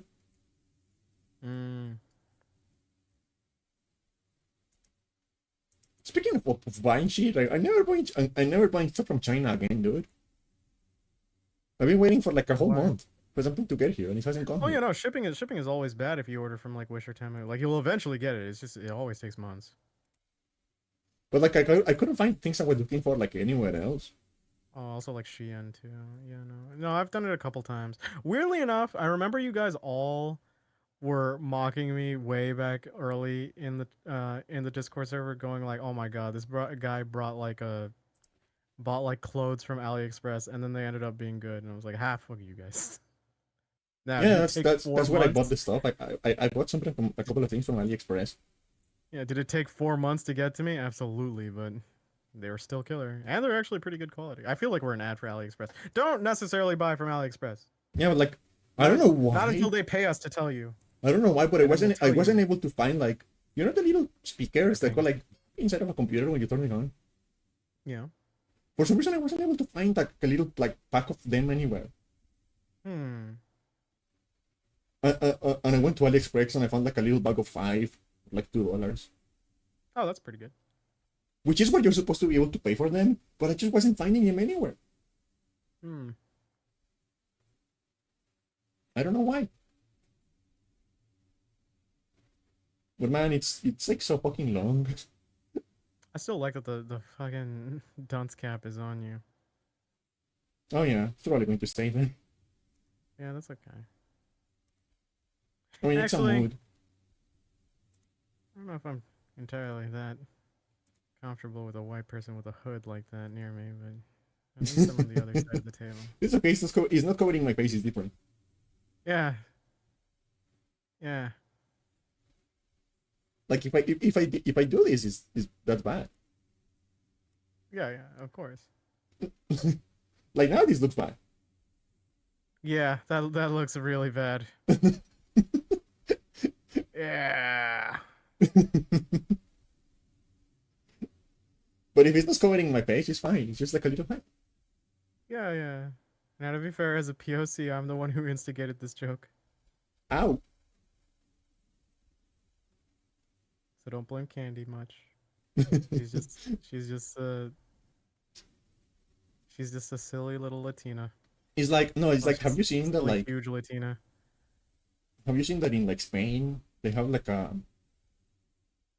parade where they bring a bunch of like people wearing hats that kind of look like those hats. Oh, like Klansman hoods? Yeah. Like it's like a religious parade in Spain.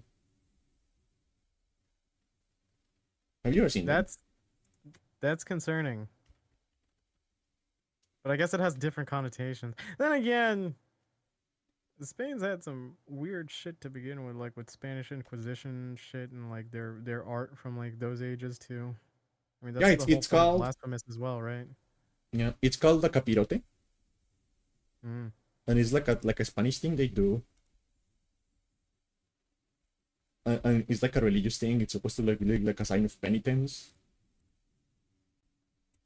So they bring them on parades sometimes.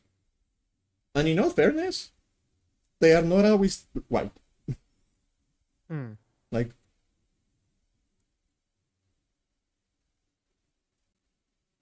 and they're also like noticeably like No, that way looks bigger. bad. Yeah, that looks bad. I get it, but oh boy. They're also like noticeably way bigger, and sometimes they're blue, sometimes they're red. Right? Yeah, that's not good. That's not a good look. And as far as I understand, this is way older than like the clan. Yeah, but unfortunately, it's one of those things like with the Nazi swastika versus the Buddhist swastika. Yeah. Where it's just like the new thing has just unfortunately superseded the old But thing. look, this one around are it. blue. Yeah. It is. What are you looking at? You're looking at capirote, you know, the thing they do in Spain. With like religious parades. Nothing bad is happening here. You're walking a fine line, white girl. I'm kidding. Just because I look white. No, but like Your Latina blood can only save you for so long. yeah. But yeah, like there was this bit of discourse in Twitter, like going around like this past week, because someone commissioned art of like Freyren from like that anime, you know, Mm-hmm. like wearing one of those. Hey, I got the Wordle on the third try. Yeah, sorry. Someone commissioned art of Freyren wearing one of those, right? And people were like, why did you drop Freyren as like a member of the clan, right? Why did you drop Freyren as a member of the clan? It's pretty fun. And people were like, no, it's not a clan, it's a capirote, you know, like the thing they do in Spain. It's different. And then someone goes, it was a Freyren fan. We don't know absolutely what the intentions were.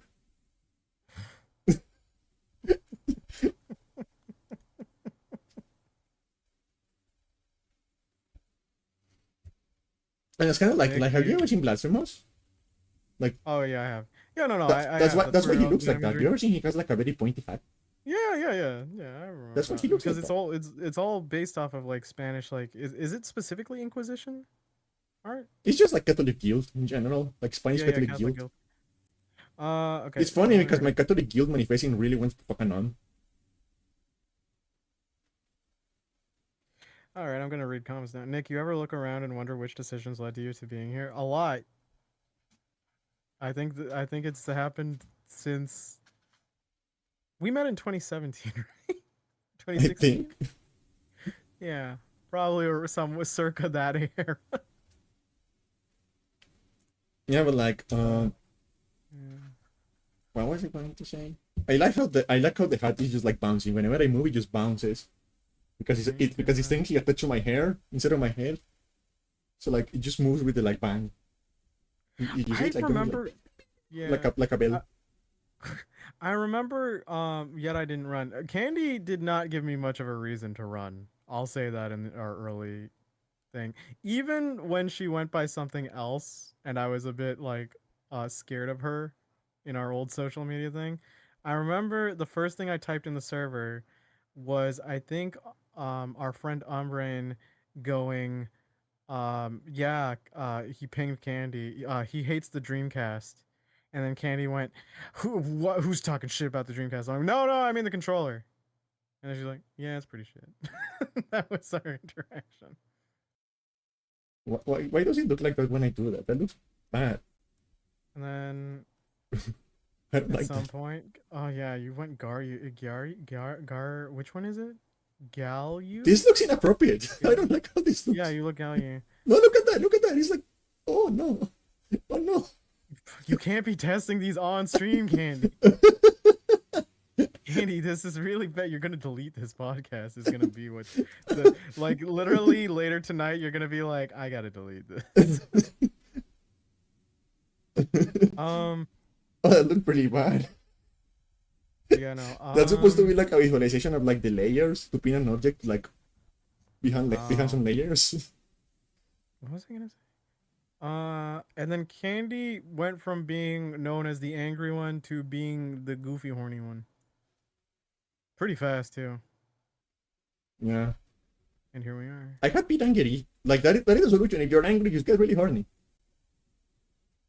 It has worked for her. She's not necessarily as angry as she is now, like back then. So it's good. Yeah, it works. Yeah, it works. Like that energy has to go somewhere. It does. It does. How angry was she, Jesus? I mean, listen. If it converted, there was no. Let me be clear. As someone who was her friend, almost like a decade in, none of the energy was lost during the conversion. Yeah. That is a 1-to-1. It was a 1-to-1 conversion. 1-to-1 conversion. Yeah, like back then, like this is not even a joke. Back then, my mom was scared that I was going to end up in jail Mm-hmm. because she genuinely thought I was going to end, like if I didn't calm down, I was going to end up killing someone. I think like yeah, I had like I had suppressed anger because I was very much in the household of you're the only child slash oldest of like your cousins here, expectations upon you, so I didn't like go out of line until it blew up in my face after a depressive episode, and it's like, oh, now I get that shit out. Now I just talk my shit. So it is what it is. It's gonna find a way out. Yeah. You're either gonna convert it or it's just gonna find a way out. For some reason, as soon as you mentioned like as soon as you were going to start saying that you were in a household, my mind immediately went to like that fucking like Persona like that song from like one of the Persona movies. Mm-hmm. Like the one that is like, check it out, I mean the house like carpet. You remember I did a reading Yeah, of that? I remember that. I I remember the meme from it too, and I don't know why I find it so fucking funny every time I see it more. Check it out, I mean the house like carpet. You can convert it to horny. Yeah, Candy is pure proof of that. Yeah, I am an angry to horny converter. Like that's what I do. I'm a machine that turns angry into horny. Someone get her to all world leaders. So No the longer will there be wars. So the worse the news gets, the more horny I get. That's how I cope. Yeah. Yeah. It's like, I gotta do my taxes. I'm like, what? That's something I never understand about like America. Oh, it sucks. It's a stupid system and I hate it.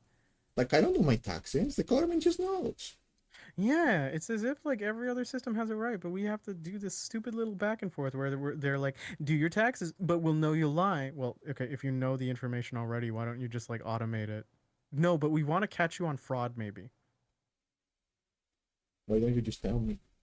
Why don't you just why do we have to And like, stop? just like a lot of Give me stuff my about money. taxes.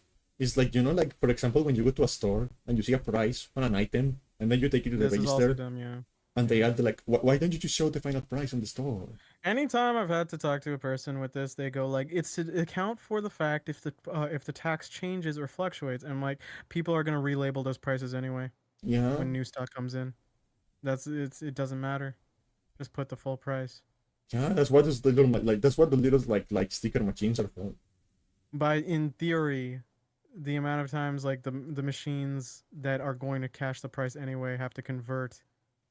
It's not a lot of time, but it's like I'd imagine it adds up to at least something that you Yeah. could just make the process funner. I mean faster. Yeah, they do. Like a lot of it is one, it's like people will forget to return taxes or they'll do their taxes late, in which they will fee you for doing your taxes late even though it's your fucking money. And the other is if you slip up even by accident, they can go for fraud, which can fine you for, I imagine. So it's a very I want to stupid commit system. tax evasion. That sounds like a fun thing to do. Yeah. Government, if you're watching, um, she's she's South American. Yeah. I don't share this sentiment. I look nervously as a sniper dot goes onto my head. I pay my tax. You love taxes. I You love love doing tax. your taxes. Oh, I'm about to throw up. I love my taxes. Yeah, but like I have graduated. I no longer do tax evasion. Now I do like tax perfect parry. No, you. What? The me? Wallet empty. Yeah, I know parry the taxes. Evasion is like the level 1 move. You gotta learn to like perfectly time the You gotta parry. learn a parry. Parry is Yeah. amazing. Do you prefer okay, not including parry. Do you prefer dodge or block? In games, generally blocking. Really? Yeah. I like reposition in like a 3D context in like an action game. Yeah, I mean like, but I don't know. I feel like it flows better. Like blocking flows better because you move less and it takes less time. So Candy, when are you adding the bottom routine? You mean the one? You mean the one from Phineas and Ferb? No, that's not going to happen. And you know what? If I add that fucking if I add the like you're just a button redeem, it's going to cost money. It's going to cost bits. If I add that one, it's going to cost bits. I might as well monetize it. Because there's this clip, like I don't even know the context, but there is this clip of like Dr. Doofenshmirtz, um, being like laughing at Perry, being like, "Look at you, you're just a bottom." And now they want me to add that clip as a sound alert. Now they want me to add a clip as a sound alert, but if I do it, it's going to cost money. Give me $1. If you want to call me a bottom, give me $1. Candy name dropped. I am very cheap. If you want to call me a bottom, give me $1.50. You really are going for the prostituting yourself route now, huh? $1. You know how little $1 is worth? Although it's really funny how poorly the US is doing, because Oh yeah. because like the conversion rate, like over the past like few months, the conversion rate between dollar and Colombian peso has dropped a lot. But the thing is, like, our economy isn't doing any better. Our economy isn't doing any better. The reason the dollar is worth so little now for us is because the America is just doing bad. Yeah, It's America bad. is doing pretty good. They kind of are dragging us to it, and we have to like, mostly because of the tariffs and stuff. But it has been making us like go like, okay, we have to do like local. We have to go local instead, which I suppose helps in some ways. But, Yeah, and I'm just waiting, Canadian dollars and are just I'm just waiting for like that to go up. Like I hope America gets a little better, because I need to like convert the money I have on PayPal. I want Canada's dollar to get better too, so I can not so I don't have to buy games at an egregious price. I mean, they're already going to be egregious, but like not as egregious as they are right now. I need the dollar to get stronger because the money I have on PayPal is on dollars, and it get so the conversion rate matters to me. Valid. I need those numbers up, America. Start doing better. I need those numbers up. Go on. I haven't touched my PayPal money because of that. I'm just waiting for the conversion rate to get better. Tall Latino VTuber across from Trump going, I'm waiting, Donald. I'm waiting, Donald. I need my money. Donald. Screenshot on the Discord.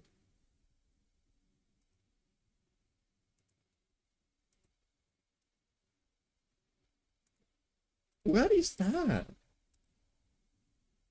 What is happening on that show? Like a bit Oh, yeah, like there's a Phineas and Ferb sequel. what is happening on that show? I forgot the Phineas and Wait, that's the Ferb wrong image. sequel in my brain. That's the wrong image. What's going on? Like, why is he? Oh my What God. is his head? Oh, you. Where is he? Where is his Perry the Platy head? Is that part of the episode, though? I think. Okay, then that makes sense. Is that why he tells he's just a bottom because he literally just like the bottom of his body? Oh, yeah, okay, that would make sense. But if he's like, you're just a bottom, shouldn't it just be like below his waist below? I mean, Instead of his fist? technically, they said like the bottom of his body, not the bottom half. Have you actually watched the show? I mean, it was a watched the little bit like before, like original. it wasn't like the edge. It wasn't like the edge of like when I stopped watching cartoons, so I watched like the first Okay. season. I would just like leave the TV on and background noise, and like I didn't really care much for the main plots of Phineas and Ferb. Like I didn't mind Phineas or Ferb, but like Doofenshmirtz just stole the show. He's a very funny character. Yeah, Oh, and God, his daughter was Doofus. really fucking fun. As says to a guy that's on his like car, she's 16, as he zaps him with a laser. That's literally a bit. Is like they're on like an electric scooter, and the guy hits on his daughter. He's like, she's 16, and he blasts him with a laser. I mean, to be fair to me, Hmm. when that show came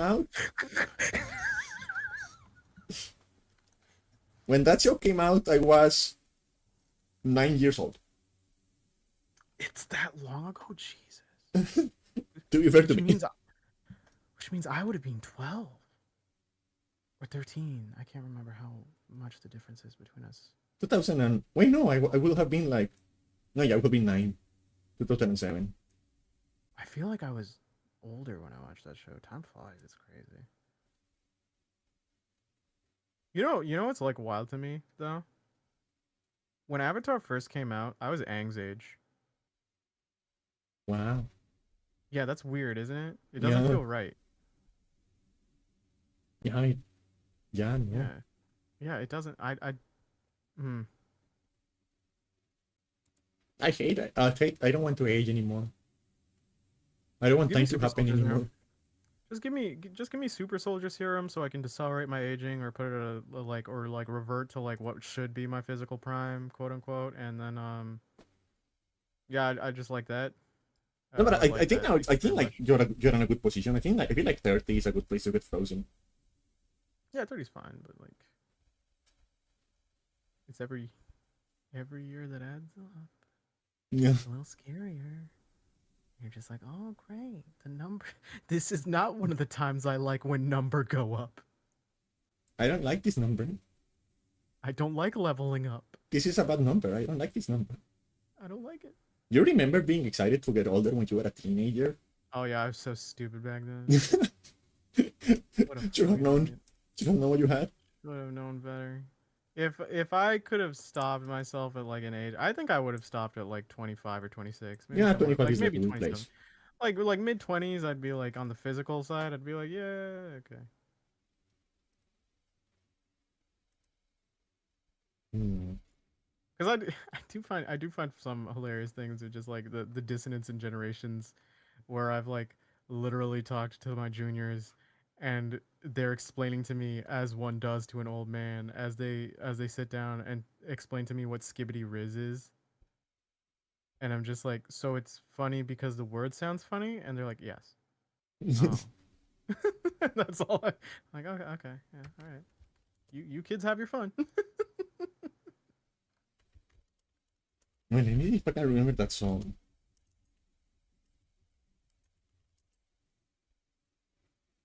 Every day I regret that I didn't get to I get that guy pulled his book off of the audio bookstore.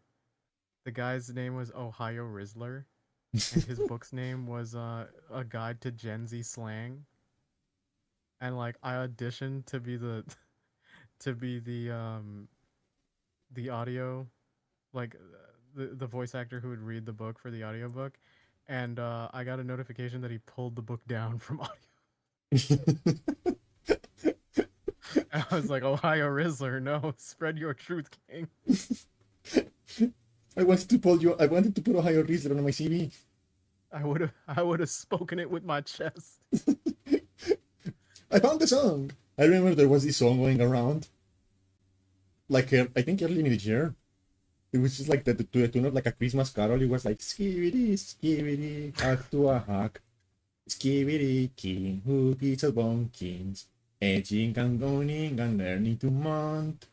3 pinches all over my lunch. Skibidi, There's the hawk skibidi, squad thing hack that to I a was hack. explaining. Skibidi, boom, or skibidi, doom. Edging and gooning in Ohio Square. Stinky backs your air. You gotta remember that sometimes I have to remember, chat, that I am indeed a Gen Z.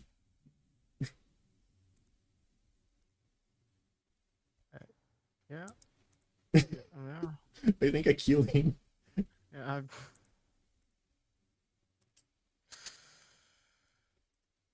Of all the things I have done, this is finally the thing that breaks him.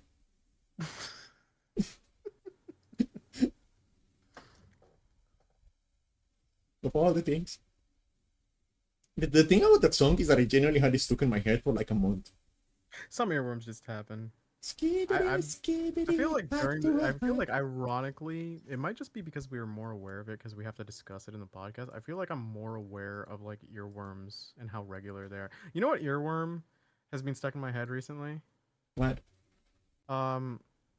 If you see me out in Quahog, do you know that song? No?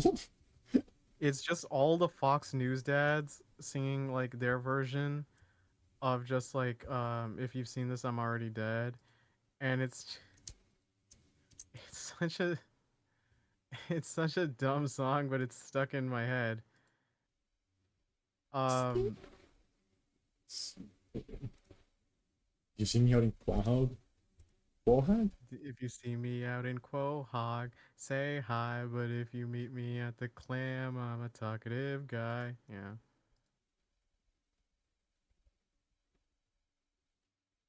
Are you playing it for the fucking?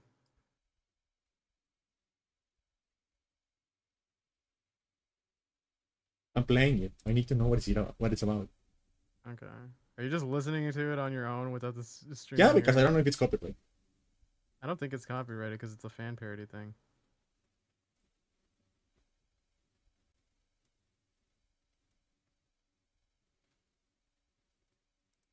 Live boys do impressions of me. How? Yeah, that's. I am glad that it's not my earworm. I'm glad. It's stuck in my head. I mean, the Homer verse kind of slaps. Skibidi, skibidi, hack to a hack.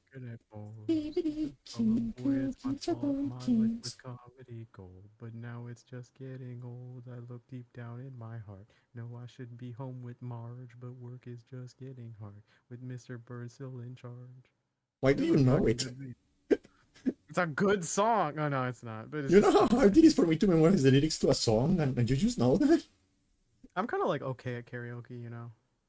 I like karaoke. I'm just very bad at memorizing the lyrics. We need to do a karaoke. I think I generally am as well until like I've heard a song like a certain amount of times. It has to be a short song. If it's like unique lyrics for like 3 minutes, I'm like fuck no. But if it's like 2 minute song, it's like yeah, I can do that. Skibidi, skibidi, hack to a hack. Skibidi king, he's a bomb king. Edging and cooling on them to mount. That song really was everywhere for a couple of months back then. Yeah. Yeah. And there is this like remember this there is this song, you know that there is this like let me see if I can find the lyrics. It's like to the theme. Oh,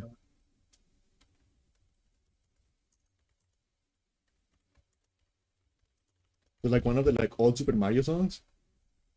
You know, it's like one of the like SNES Mario songs, right? Hmm.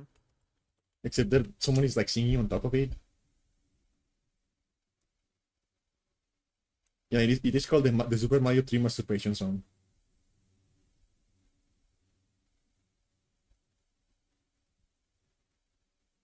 And it goes like, I'm driving and I'm speeding and I'm vigorously masturbating, burping and screaming and I violently come, I come. Driving and speeding and I'm vigorously masturbating, come on the wheel, and then I come on the dash, and then I come on the floor, and then I'm done. And then I sit on the seats, slash open the tires, break all the glass, then forget where I am, take off the plates, bust out the lights, jump on the roof. Oh. And then I break into your house at night and walk into your kitchen. I'm cooking and I'm cleaning and I'm vigorously masturbating. And it just goes like that.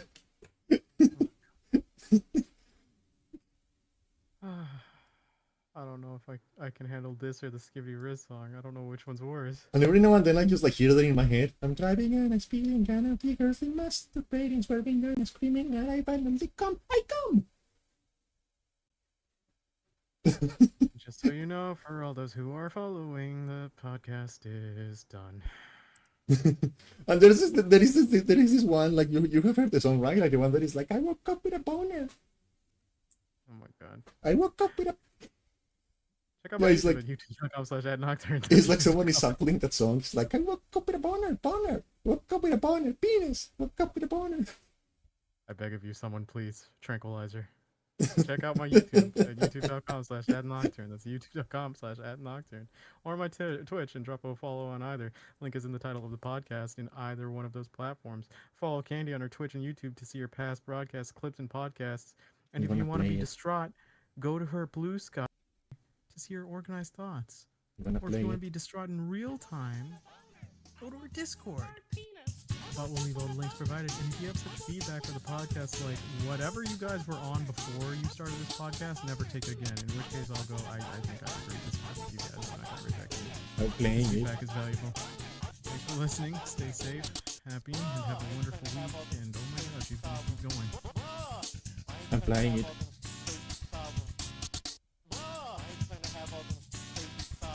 It's a good song.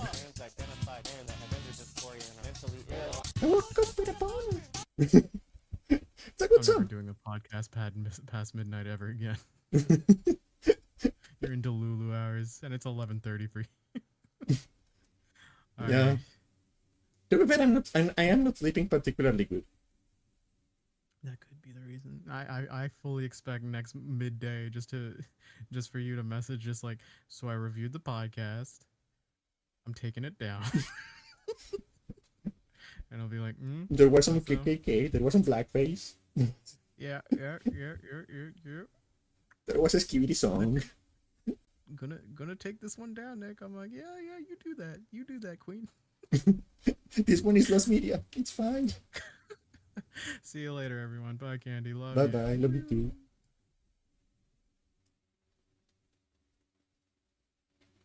Okay, he's gone. We can play it again.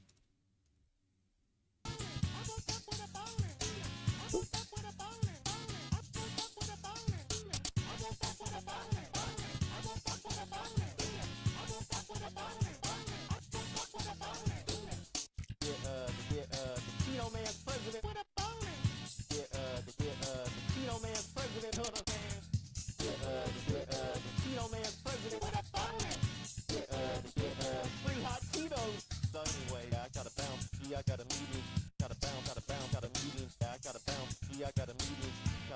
If this song wasn't about boners, it would be perfect for like a Jets radio game.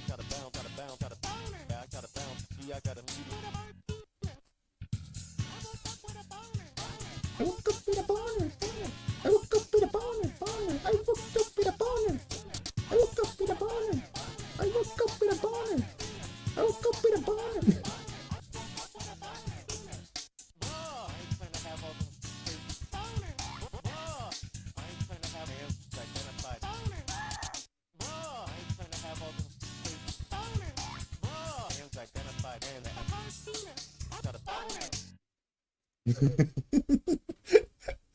I love that song. I woke up with a boner. Should I make that a sound clip? I woke up with a boner.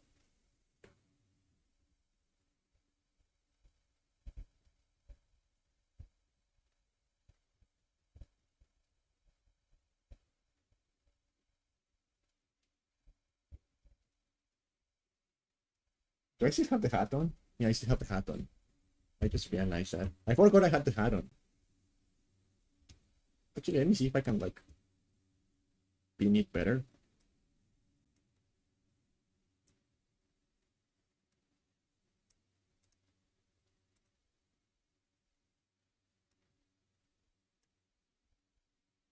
Oh yeah, that kind of looks better.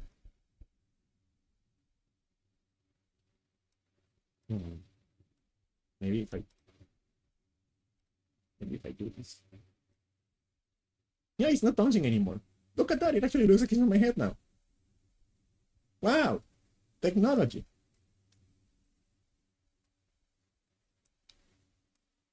Hello. Bye. Hello. Bye. Hello. Bye. Hello. Bye. Hello. Bye. Hello.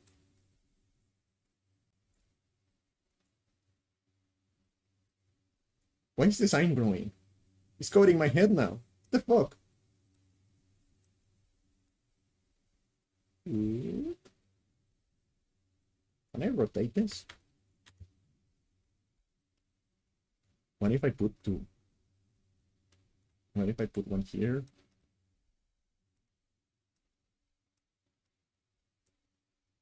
Unlike The Silent Gamer 86 summons the Wheel of Fire. another one here.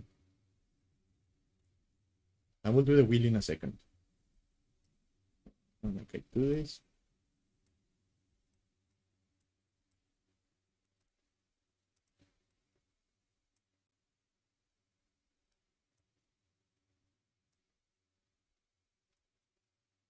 Yeah. Yeah, I like that. Okay, the wheel.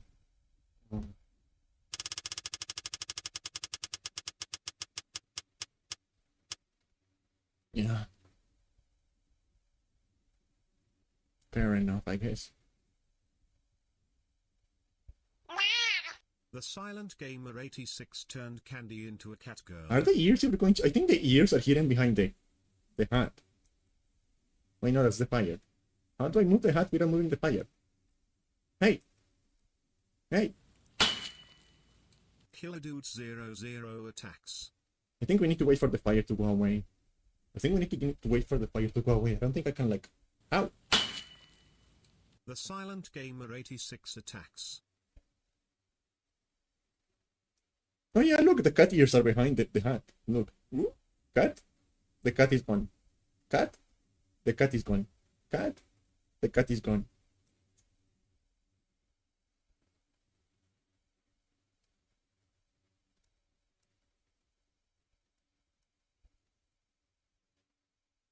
Look, I like that the hat is bouncing. Like, oh, Jesus Christ.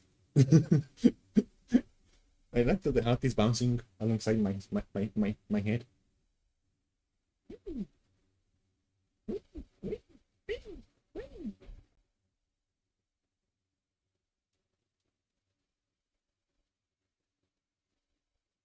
And I hate the fact that I cannot make them the exact same size. I don't know why.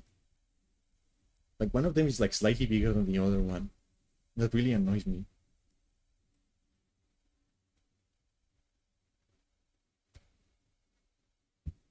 wonder if I can make myself a starfish.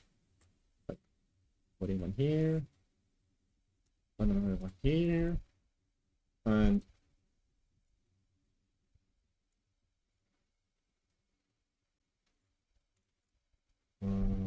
where is it? Here it is. Like another one here. Look, I'm the Statue of Liberty. Look, I'm the Statue of Liberty.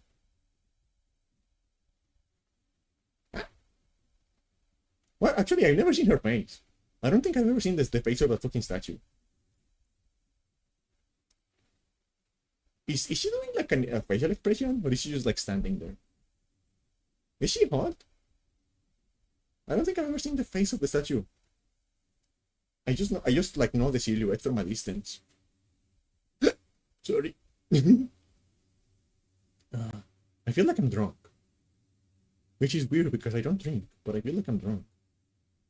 Do I give that impression off to someone to like you guys? Like, am I like a little bit like elevated in state? Maybe I'm a little bit. Always. Yeah, like I have been described as that. Sometimes when I go out with my friends, I am like the one that is always drunk, despite the fact that I never drink. It's like how are you why are you the ones that is why am I the one that is always like jumping into tables and like getting naked on the street? Like when I'm the one that doesn't drink. Like if I go out with my friends, the one that is most likely to like end the night naked, it's me. The one that is more likely to like end the night injured is me. Despite the fact that I'm the only one who doesn't drink.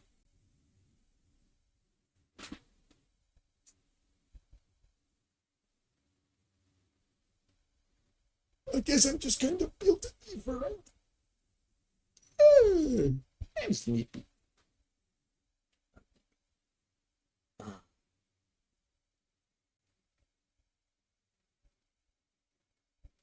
Yeah. Yeah, it's not surprising, is it? I mean, it makes sense that it's not surprising. I am nothing if not consistent.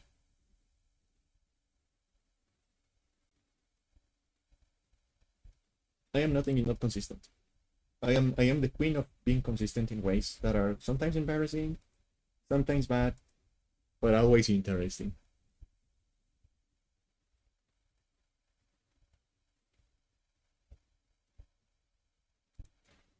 But anyway, I want to try something next week before we go, because I need to go to sleep and to eat something. But before we go, I want to try something this week. I want to see if I can stream earlier next week, because with the new schedule for my school, and similarly the sleep schedule that my brain wants to do right now, I want to see if I can stream like earlier next week, like a few hours earlier than I do normally. Or maybe like alternate one day early, one day late. I don't know. I want to see how that works. Bullet reading, you want to shoot me? Why do you want to shoot me? I am innocent. I am but baby. Why do you want to kill me? Oh yeah, right. Right. The bullet. I forgot.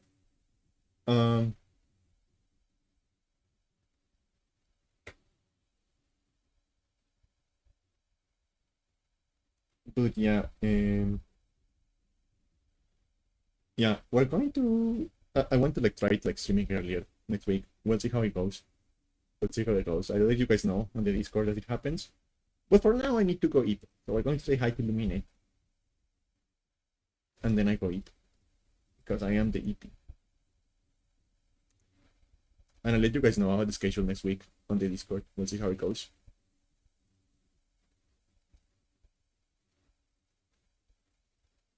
Good. I hope you guys had fun today. I hope you got a good. I hope you have a good night. Good night. Good rest of your time zone. And I'll see you again. I'll see you again soon. Bye bye. Bye bye. Bye, everyone. Bye bye.